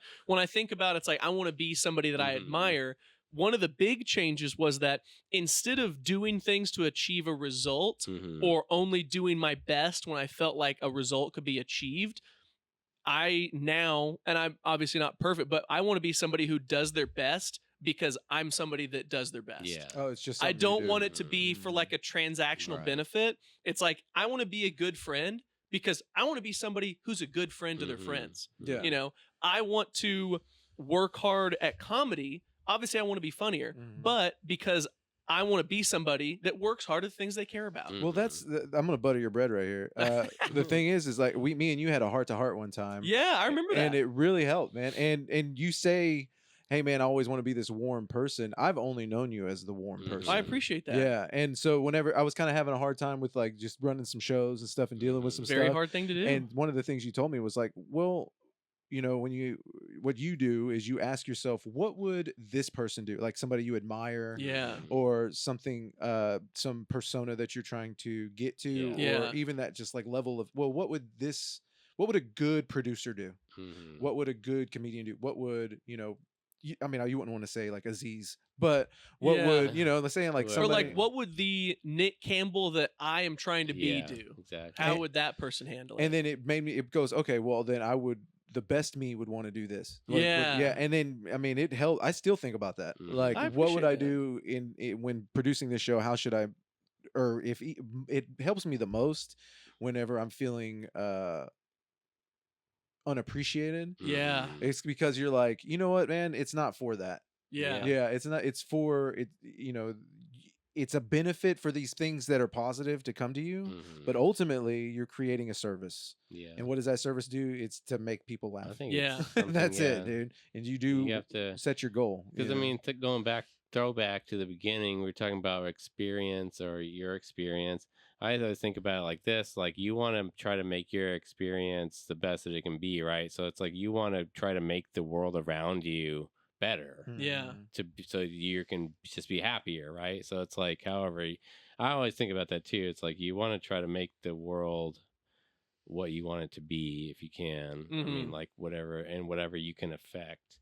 That's like one of my goals is like we want to see all entertainment in Oklahoma rise up, and especially local. Well, when we were younger, we didn't have it. Yeah. I mean, we struggled to find that community, and I think that we still do with music. It's still hard. I think comedy is that's what I loved, meeting the comedy community and getting involved with that, because it is a community here. It's not like it's there. You don't have to search too hard for it. Yeah, you could show up to some mics, and normally there's some people there that'll be kind and want to there's help you enough out. of us, and that I don't think that used to be the case around here, especially with comedy.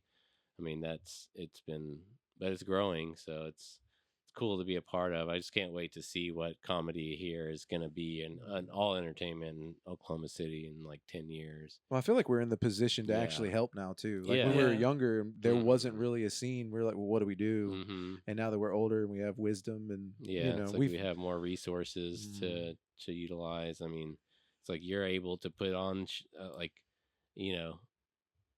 I don't know how many producers we talked about this recently, but it's like I don't know how many producers there are, but it's like, I mean, just you're probably doing like at least a fifth of the shows that are going on in Oklahoma City or the whole state, or just Oklahoma City in particular. In Oklahoma City, probably like more than that. I mean, you're doing a lot of them, But well, that's what I mean. Love it. I love it so much. And you're good at it. So if you weren't doing that, those shows wouldn't exist. Yeah. I mean, 100%. Yeah, and I can't do them without good people. Right. Yeah, and that's where you come in. I Okay, appreciate that. All right. People ask me all the time, like when we were in McAllister for the show, or I just did that show in Lawton, and we just did a show in more. They're like, or like in Kansas, they'll be like, who should I hit up that produces shows? I'm like, there's a few of them. I'm like, you got to start with Nick Campbell. Yeah. I was I said, hit him up, Nick Campbell Comedy on Instagram. I was like, if you can't find him, DM me. I'll send you his profile. I was like, if you don't start there, you're kind of going backwards. I was like, you start there, and then you can find the others.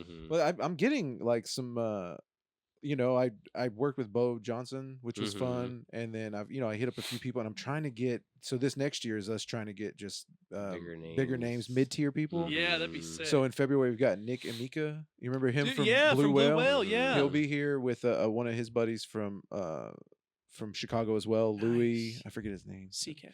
Yeah, Louis CK's opening up for Nick Amika. But no, and then ideally, we got some other people that are going to support. We have Michael Patton as well as Julie Drake. Yeah. Nice. And but the goal is to bring people here so our people can network, and then they can also see how good we are, and then go home and tell their friends. Yeah, that'd be cool. And that, I mean, ideally, hopefully, we kind of create. And I'm working with Andrew Patterson as well as a few other. I mean, and I'm hopefully Evan Hughes. Evan Hughes is due in January. You, Andrew Patterson, and Evan Hughes are like the three pillars of the Oklahoma Lawton, comedy and Oklahoma City. show production. Yeah. Well, that's what we're trying. We're trying to make a little pipeline. Yeah. So it's like, okay, well, how do we get these people to come through? Well, what if we can guarantee them a weekend? Shows. Yeah, and then good idea. I'm hoping if we can that we can provide a house too. Yeah. Oh, that'd be and then sick. Andrew will do it, and then whatever Evan does will be what Evan does. But that'll give him a way to get to places and then bounce. Yeah, dude, that would be. You could probably get some surprisingly big names if you could, where they could do 3 in a row, have a spot to crash. You never know, like who's like if you find because like reaching out to them directly is probably hard, but if you find out like. For like the larger names, for like the mid-tier names, you can probably. But for like some of the larger names, I bet if you found out their management and reached out to them and said like, "Hey, 3 dates in Oklahoma with a place to crash, paying this much," I bet you could get some people that would shock you. Yeah, I mean, I'd be happy. What helped us with this one is John Wallen was kind of paying attention to who needed help, and then he was like, "Hey, man, I got Nick Amika. He said he's going to be around here." I was like, "Let me see what I can do." Like, give him a date. it's a lot. Yeah, I'm like, let's hope. And it came together. Yeah. I've been trying to kind of do that, but it's hard to do when you're just one show. Yeah. But now that we've kind of created this weird little thing, it's like, all right, well, maybe we can get somebody over here. Yeah. But anyways, that's cool. That's outside the point. What were we talking about? Anyways, you're the best. Seriously, I appreciate you guys having me. Yeah, But this has been super fun. Is there anything else you wanted to touch on? I think for the, I mean, yeah, I kind of wanted to talk to you about doing clips and trying to get in Bricktown. Yeah, sure. Okay, Yeah, let's do and that then this real will be the quick. last thing. Yeah. Yeah, if you guys have to wrap up, but I'm not in a rush. I just didn't so know. Don't feel... I forgot that. I thought we were kind of wrapping, but no, the Bricktown stuff is important. Yeah. We were talking David's about like, I have too. a very serious masturbation schedule, so I need you guys out of here. It's 9:30. It's 0 dark 30. It's about to get real. What were we talking? Oh no, I've recently started trying to put the clips together to try to get into Bricktown. Yeah. And I've been putting more clips out. Mhm. And I've always noticed that you do a really good job with clips. Oh, thank you. So man. recently you've been doing one with Caleb McCurry and I think Ava, and you'll kind of do. That was his idea. I Oh, that can't was take credit Caleb's? for that. Yeah, Okay, okay. I can't take credit for that. I mean, I'm in them, but Yeah. that's Caleb's thing. But yeah. they're super interesting. So you write each other jokes and then Yeah. you go up and do them, which is mean. It is really funny. But you guys are so funny, dude. And then you did another one with Michael Dunn too. Yeah. Okay, so I think the one, so I do that like that series with Caleb. That's his series, so I can't take gotcha. I can't take credit for that. He lets me be in them, which is really nice. Mhm. But so like I started out, I did or anyway, ask your question. Sorry, I was gonna. Well, I mean, cut you you're off. making these clips that you're trying to generate people to show up, but you're also doing clips of your sets and everything to kind of Yeah. get people interested. It's a very tough task Yeah. when you got so much going on. What are some things that you look at in your clips that you're like, this is a good one, I'm gonna put it up? I think what I'm trying to do now is that because I don't really have an audience, like it's not like I have people asking to like, where are you touring next? You know, Yeah. I just have like friends that come to Right. show, you know. So it's like, well, I have no audience. I can be experimental. Mhm. So I'm like, Mhm. okay, what could I do that either either A is like standard funny or B is different. Mm. Like that, you know, different isn't always better. Better is always different. Mhm. Like a lot of people that are trying to do comedy are putting out just like clips of them telling a joke on stage. So it's like, what could I try to do that makes it stand out? Might not work. Like I recently made a video of me and Matt Rainey. We had a match and like loser shaves their head. Did you ever Yeah, see I that saw one? that, Okay, yeah. so like I to think I make watched that this video took yeah. a long time because it was a bunch of different B-roll. There was a lot of Mhm. music. There was a lot of effects, voiceovers, and I mean, it didn't do very well, like viewership wise, but it was a good experiment to make something like that. Because I'm like, is something like this interesting or marketable? Yeah. Turns out, no. But But you learned. it was a really fun. You know, eventually I'm gonna have dozens of videos on there where it's like, oh, here's some crowd work, here's some riffs, here's a couple jokes, but here's also some like different shit. So when I'm looking at a clip, because I have like my next few mapped out, I just try to put out like one every 2 weeks. So Mhm. I don't like run through them too quick. Yeah. but the next one I'm gonna do is like a compilation of some crowd work at Comedy Avenue. So I think Yeah. what I try to do is like, I don't think my jokes are good enough yet. So I'm just trying to upload like riffs or crowd work Yeah. Just something or that's something interesting that I can turn into like a brief story. Yeah. So I think Well, when you I had look at one a- at JJ's where it was like, this Yeah, and I dude turned that was in- wild. I and know, then yeah. you were It's so like- cringe, but Yeah. I'm I just- liked it. I was like- experimenting with like, okay, if in the first 3 seconds I have to Yeah. hook people, yeah. should the clip just start? Should it just have a title card? So with that one, I experimented with like a pop in sound at the beginning, like the big Mhm. laugh, and then the voiceover sets it up for like 6 seconds, and then it goes into the clip. Mhm. Yeah. So I was experimenting with like hook, premise, and then set up punchline, set up punchline, set up punchline. So kind of how you would tell a story or get into a bit. That one worked pretty good. That one did okay. But like stuff like that where, something interesting happened. How can I present it in like a vertical format on a Yeah. phone that captures the feeling that was in that room that made it so Right, interesting? Yeah. I think that that's is- hard to do. Capture the Mhm. feel. That's really because That's you hard got to to do. put them in the room Yeah. in a 9:16 space. Yeah. Or whatever. What is it? 19 by 19. 6 or something. Whatever the aspect ratio is. TikTok. Yeah. It's just TikTok. I tried. Um, But yeah, no, I like that. And so what are you now? You've submitted clips to festivals. You were on the Blue Whale Festival. Yeah. Very funny on the Blue Whale Appreciate Festival. that. Yeah, that was a good and, set. and that was a great networking. If there's anything, I Yeah. know that people were like, "Man, it's only 5 sets," but the people that I met there Mhm. and the things That that I festival learned, rocks. it was so I fun. mean, dude. for me, just not even being a comic, but like, I follow so many people that I saw from that from that festival that like don't live here, they're wherever, and it's like I still now I'm keeping up with them, Yeah. So it's like even though I may maybe not have met them, it's like they at least got a new fan, I think. Yeah. Yeah, 100%. You never know. You just people are gonna start following you, and then that could lead somewhere down the line. Yeah. I think that Blue Whale Festival's sweet. Yeah, Yeah. we had a great time. Well, the festivals are just. I really wish I had more money so I could just do festivals. start I wish I had festival. more money and was better so I could get on. That would be sick. That would be. Well, I mean, little by little. Yeah. So my question to you is: you're submitting because you have to submit your clips. You have to Yeah. submit videos. Submit a tape. What are you doing when you're submitting?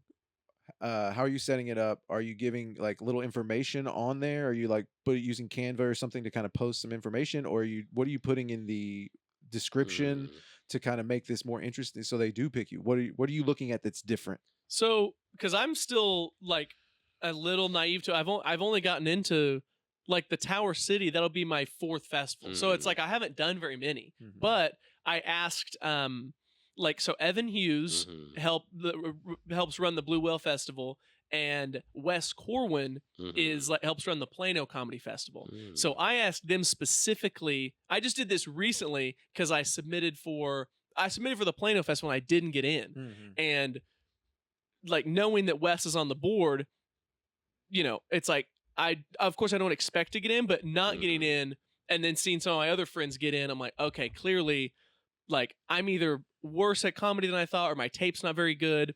I think probably a combination of the two. And so I asked Wes, I was like, hey, I know that you're part of the committee that reviews the tapes. You reviewed mine. I'm not asking you to speak directly to mine, but I want to know what you're looking for. Because I asked him the same stuff. Do I need to put a better description? And he said, honestly, all they're looking for is discernible video quality. So iPhone is fine, but good audio. They don't want to have to strain to hear it. And they said they're not evaluating the quality of the jokes because they're listening to so many. If they think somebody's incredible and the laughs are like, they might give it, because they score based on, he said most festivals, they have their own scoring system, but it's basically like joke quality, stage presence, delivery, and audience response is kind of the 4 main areas. Some of them have 5 criteria, some just have 3. But he said that, and it's usually 1 through 5 or 1 through 10, and they'll have like 3 judges look at it. That's like a standard festival tape analysis thing. Some don't do that, and those are not the greatest festivals. But like the good festivals, they watch your tape and they score it like that. He said it needs to be funny, like right at what he said. That first punchline's got to hit. He said if he needs to start in the middle of a joke, that's fine. You don't need to see your whole. He said it should just start with whatever the fewest amount of words needed to get to that first punchline are, and then they should come quick. He said the first 90 seconds is the most important. First 30 seconds, but he said sometimes he said what'll happen is even if I don't think the material's that great, if the first 90 seconds is just smashing, I'll give him a 9 and move on.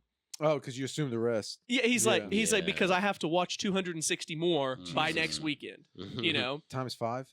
Yeah, so he said God. usually, and he'll usually even put this in the fine print, but he said if I watch the first 60 seconds and it's not good, I toss it out. Yeah. And like I asked him, I was like, as a favor, can you look at a different tape I have? And I was like, oh, I'm delivering the jokes well. The quality's nice. He was like, you can't hear the laughs as good. He was like, if I watch a tape and it's number 206 that I'm watching that weekend and I'm kind of zoned out, but the audience is just rocking, he's like, I'm assuming they're good. He's like, so I thought it was really interesting. So now what I'm trying to do is get a tape where the audience is just hot and I have like a good enough chunk in a set, you know? Oh, okay. Doesn't have to be from the beginning. Because it's hard to get a tape. And then just like record them. like miking the audience helps a lot. But yeah, Wes Corwin was and Evan Hughes were telling me basically it has to start fast and like audience response, even though it sounds silly, like if the audience is like really liking it, your inclination is to be like, wow, this guy must be killing. He's got to be good. He must be really killing. So I think so I applied that, submitted for Tower City. Me and you both got in. So I was like, oh, okay, maybe that's a little, How long are the tapes that they require to send in? Anywhere between, I've seen festivals that want 3 minutes, festivals that want 7 minutes, but he said, because Michael Patton watches a lot of the tapes for Blue Whale as well. He said that they're only required to watch the first minute. And if it sucks, they can turn it off. If it's amazing, 15, they'll give it a 10 and move on. So And if it's regardless, decent, they'll maybe watch a It's little like more. they never really probably watch the whole thing for sure. Probably not. Which it's like, I mean, if 300 people But, submit and they got to go yeah, through I mean, it all makes that, that's sense. brutal. That's a lot. And yeah. that's only a tiny part of Mhm. coordinating the headliners. And it's not like you're watching Anthony Jeselnik. Yeah. Yeah, you're watching a lot of dog shit. Yeah. Like he said, 100 of them will start with, "I know what I look like. I Yeah. look," and it's like, "Oh," and he's like, you know, That's got to make their comedy so much better because they know what's. They're like this. Some of this is so you don't even know. I think there's iterations of comedians like I noticed. I mean, I'm sure you have too. But whenever you're watching comedians, they're brand new. You're like, oh, look, a dick joke, you know, Yeah. or it's always they hit the same Yeah. paths. sure. Those jokes are for them. You know what I'm saying? Like it's not my job. I can't do that joke anymore. Yeah. But they need to hit that Mhm. low hanging fruit so they can learn Yeah. and move on to the next off thing. the top of my head, I can think of like 20 people who, in their first few weeks, have made a joke about a trans swimmer. You know, Yeah. and it's like, Yeah. wow, we're really. You're very passionate about this this Yeah. issue, man. You It's know, like- it seems like once 3 to 5 weeks, everybody once they're in for 3 to 5 weeks, Yeah. trans swimmers. yeah, Yeah, but no, it seems like you hit along. But we're hitting where everybody is usually does their 3-year material, which is Mhm. personal and Yeah. or Yeah. through a small perspective that you found while Mhm. being on stage, and then we'll get to Neil Rubenstein, which is like, well, he can just exist as that persona. yeah. You ever see him just like up there and he just does his little thing and then Yeah. just everybody laughs and you're Because like, he how has do you such do a that? large presence. Yeah. Some of his subtle physicalities Yeah. can really. When he's like, hey. That's like, He's like, "My name's Neil. I go last." You know, it's like stuff. That's great. And then how he ends his set by just like putting the mic back and like, eh. yeah. I love that, dude. But yeah, you can feel it through the whole thing, and he almost has Mhm. perfected being himself. Yeah. Yeah. Something I like to think of it as like I don't like to think that we're in competition with each other. I like to think that we're in competition with how well we use our instrument. Yeah. So Mhm. like my instrument is golden retriever energy and Okay. like like dad and like kind of electrician, tradesman. Mhm. Like I have this kind of niche that I can really go like, dude, if I fuck them up in rural areas. Yeah. You know? But you're more like younger. I can struggle you in the have the- blue collar area. You have that golden retriever a little bit too. I mean, you're very Mhm. happy, excitable. They think I'm gay when I go there. Then they mean Mm. it. But you know what I'm saying? Like we kind of learn how to work what we've got Yeah. and Mhm. find where we're funny with this instrument or vehicle that we have. And I think really that's it. It's like I can bet like you're just better at your instrument than I'm better at mine. That's where we are. That's how you're a better Mhm. comedian. Right? Anthony Jeselnik is better at being Anthony Jeselnik than I am Gotcha. at being Nick Mhm. Campbell. God, I see where you're saying. Yeah. It's like a music comparison would be like AC/DC is not competing with Taylor Swift. No. It's Mhm. they're trying to do whole separate things. Yeah. They're technically both Right. playing Yeah. music, Mhm. but they're doing totally separate Mhm. things. Yeah. That's exactly it. Mhm. And like I try to think of it like that. That way it doesn't ruin comedy for me. Yeah. You know? Dude, it's very easy to Yeah. get caught up in like, oh, this person's doing this. Mhm. It's like I'm just trying to get better. Dude, even if it's something I don't want to be on, I'll be like, why the fuck? Why did I get that? Nobody asked me. I want to be important too. Yeah. But I submitted into Bricktown. Like I didn't really have a lot of good quality clips. Yeah. And you can't really do comedy on the spot stuff just because it's like it's Yeah. all riffing. Yeah. But I finally got a few really good tapes where you can hear a lot of good stuff. I think that's why Nice. Tower was picked up on me too, because we did Wild West. Yeah. The Wild West Fest. Yeah. And then Blue Whale, they said no, but I was like, fuck it, I'm going anyway. Oh, yeah. And then we just made our own, like we got media passes and stuff. Yeah. And it was like, great. that was the most fun I've had. Oh my gosh, the Blue Whale's amazing. And then hopefully this one we'll get to see from the perspective of, and if Dave can, we'd like to bring him along. Plano, when It's is Paris, Texas. Paris, Texas. Yeah. Oh, you mean It's the 23rd to the 25th. Yeah. Yeah. Are you talking We got about to get our Wild West? hotel situation figured out. I got to Yeah. look back into that. Well, I mean, if me and Liz got to get our own, that's fine too. I Yeah. thought the funniest part of that, and I can't wait to see him this week to be like, dude, what the hell, was when I put me and Cepeda put the group message together and we're like, hey, we're all trying to see if we can get a hotel for this festival. And Andrew Rose was like, there's going to be girls in our hotel room. I was like, oh my God. You don't have to worry about that, buddy. I was like, Andrew, I know you're being funny, but I don't know if they're like cool with that. Like they're gonna get spooked, and then we're gonna have to each pay more. You know. Yeah. For real. Hey man, you got to make this as cheap as possible. But Like, there's a lot of it. Like me, you, Andrew Rose, John Wallen, Cepeda, Shauna Blake. Who else? There was a couple more I think that we knew of people that were John going to be on it. Wallen. Yeah. Did you say John Wallen? Yeah, I said already? John Okay, okay. Wallen. John Wallen as well. Okay, Was, dude, he's but- good. anyway, now I'm just gonna get in some like talking about some future niche festival, but yeah, dude, getting a good tape and submitting a good tape is so hard. Well, I didn't know any of that of what you told me. I'm so glad that you did. Yeah. that's good Like you don't include the part where they bring you up. Yeah. Don't include like your opening riffs. Start it like at the millisecond before the essential setup to the first punchline starts. Okay. Like, don't even include the part if like riffing on what the host said. And like, say you had a 15-minute set, it could be from like minute 7 to minute 12.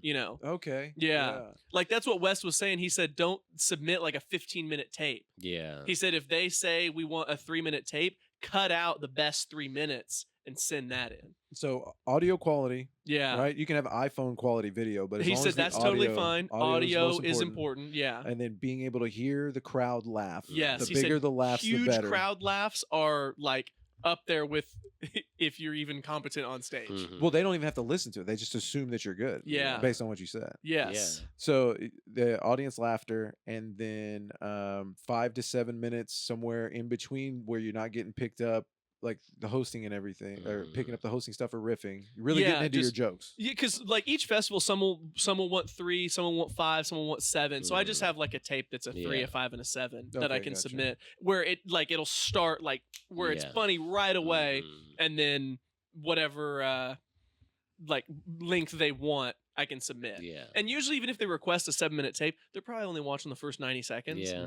Unless that's the thing. it's like really close, and they're like, oh, So you shouldn't even wait to put the best part at the end. You should put the best thing you got you should up put front. the best part at the front. Yeah, because I thought, I should have like a good closing bit, and Wes was telling me, he's like, they'll never make it there. Yeah. He's like, just have a smash hit up front, and if the first minute is awesome, the rest is probably going to be decent too. But if the first minute is awesome and they have to go through 300 and they got to pick 40, they're like, okay, well, let's move on. Like, that's in, and if it really comes down to it, maybe they'll go back and watch it. But usually, like if it's 300. First, they got to eliminate 200, you know, and then they've got to cut it down to 50 and then down to 30, you know. So it's kind of thinking in terms of like, how are they looking at it? Yeah. And if somebody is crushing for a minute, it's like, well, I know that he's not, you know, I'm not cutting him first round. So move on. Yeah. All right. Yeah. Kind of. Thank you so much. Yeah. For that. Yeah, dude, you cleared up a lot. Yeah. Like, It's hard to get. I mean, getting submission tape is hard, and then getting picked for anything is really hard. Yeah. Well, you record every set that you do. Yeah, which makes it even sadder that I don't have very many good submission tapes. It's a real problem. Well, you go back on yours, and I know you have like a note process for your clips and everything. Like as far as like organizing, and don't you use an external hard drive and you try to keep all of it together? I started doing that after I asked you about it. Yeah, And, I like that method. But the notes and everything, I'm gonna start doing these voice memos. Ooh, that's that's how I love because I listen to them while I work, and then I'm not paying smart. attention to it to be nervous about it, and then I can really pick it apart without having to be like emotionally invested in it. But anyways, man, I really appreciate you coming out. This Dude, was it was a really lot of great. fun. Yeah, and a lot of good information that we got. Yeah, for sure. I wasn't expecting that. The we talked a lot of like personal philosophy and like mechanics of. I didn't say very many funny things. I apologize. no, you're Yeah, great. we had a good No, time. We're this just is hanging exactly out. what we Fun. needed. Yeah. Can you tell everybody where you're at, where they can find you, future where's shows? Well, how soon is this coming out? This will be out Friday. This Was coming Comedy on the Friday. Spot this Friday? No. That's the next Friday. I mean, I can, but I'll probably put this out Friday because. Okay, cool. I got show. What calendar day is today? Hold on. Let Yeah, what do you have your? me It's just the give 16th. you- Okay, so on the 18th, I am in Chickasha for their Christmas show. On the 20th, I'm in Tulsa for roast battle. I have another one right at the end of the month, January 1st, the Bricktown Comedy Club, like 2-minute. Oh thing. yeah, what's up? I'm doing that too. Wow. When it's 50, everybody's yeah, in it. exactly. Yeah. Everybody's on that one. I thought that was more of like a hang, anyways. That was just Yeah. like for the comics. And right? then in January, Yeah. I mean, I'll post about this Mhm. Cody Troutman on whatever social media. I think I have like 5 or 6 in January, but I don't remember the exact dates. You get 31st. You're gonna be on Comedy on the Spot, right? January 31st. I am for sure going to be on that. And that then, we know for sure. And then I have a couple in Tulsa, and then a few in Oklahoma City, but I don't remember off the top of my head. But well, you're doing good. Staying busy. Yeah, keep it trying going, to do man. spots, baby. Trying to get better. Get those I gotta reps. polish up this urologist bit. That's a newer bit, and I closed with it in Lawton a couple nights ago, and it was like kind of rocking. I was like, ooh. Like, you know, when you're telling a joke and it's been getting better. So, you know, when you say a punchline and you kind of know what reaction to expect, like how big the laugh's going to be.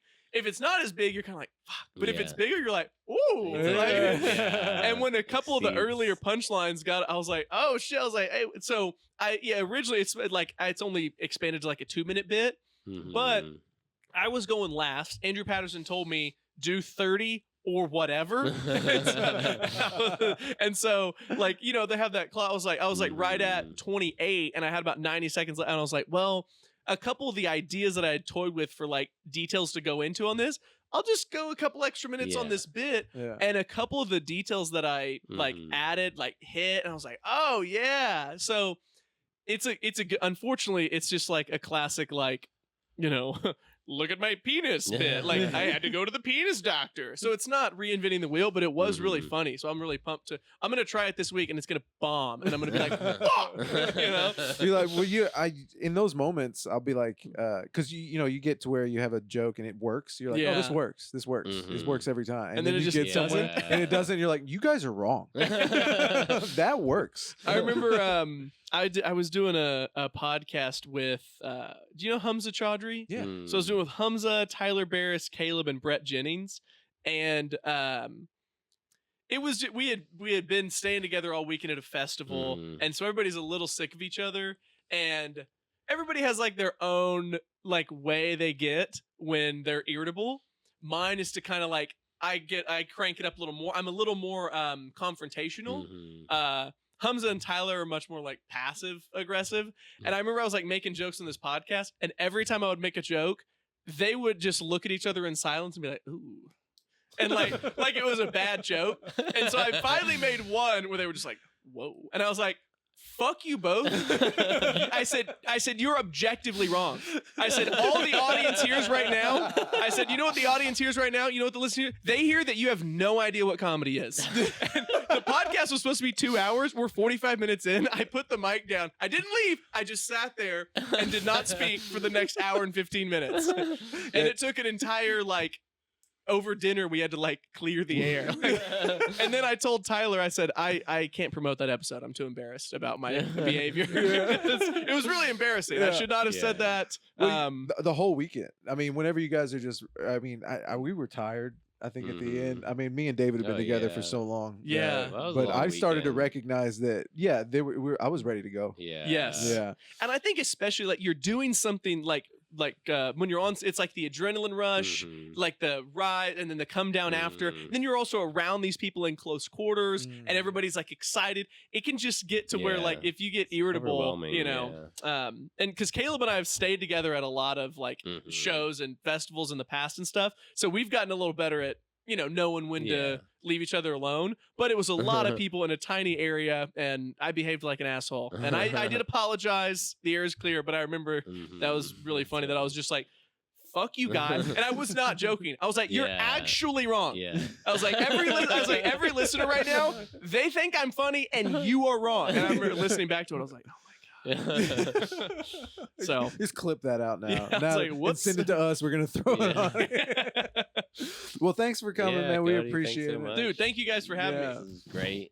Hell yeah, really appreciate it. Yeah, we've been trying. We wanted to have you on for like a month. No worries. Trying to like schedule, but yeah, I'm glad that you finally get to make it over. Hey, listen, I haven't put out an episode in a year, so you guys are killing it. Well, thank you guys for watching. We really appreciate it. Check out Cody Troutman on the Cody Trout Pod. Cody Troutman on Instagram. Most of the things that you see. Super sweet individual, very nice guy. And I want you to be sure for any of your electrical needs, please go to Campbell and Son Electric. We need it. Okay, and also the Rhythm Wit Podcast. That's us right here. And I'm just gonna shout them out.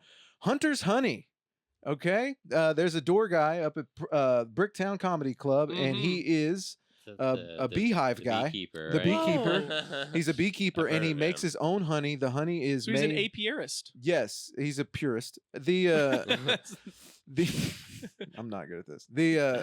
But no, he makes his own stuff. I bought 3 bottles now. It's like the best stuff, and it's all local. So if you have allergies, it helps you against Oh, with the yeah, allergies. yeah. Holy shit. Yeah, so be sure to check out Hunter's Honey. You can buy it when you're at the open mic on Tuesdays and Wednesdays gosh. at Bricktown, and Shout then him he will hook you up. Out of his And fucking trunk of his car. it's not. I mean, it's legit, dude. It's got ingredients, which Yeah, is it's got literally labels. honey. Yeah, because it's all bees' butts. Wow. But yeah, guys, show up at the open mic at Bricktown and buy some honey from Hunter. Unbelievable. I right. didn't even know about that. Love you guys. We'll see you later. Bye. Bye.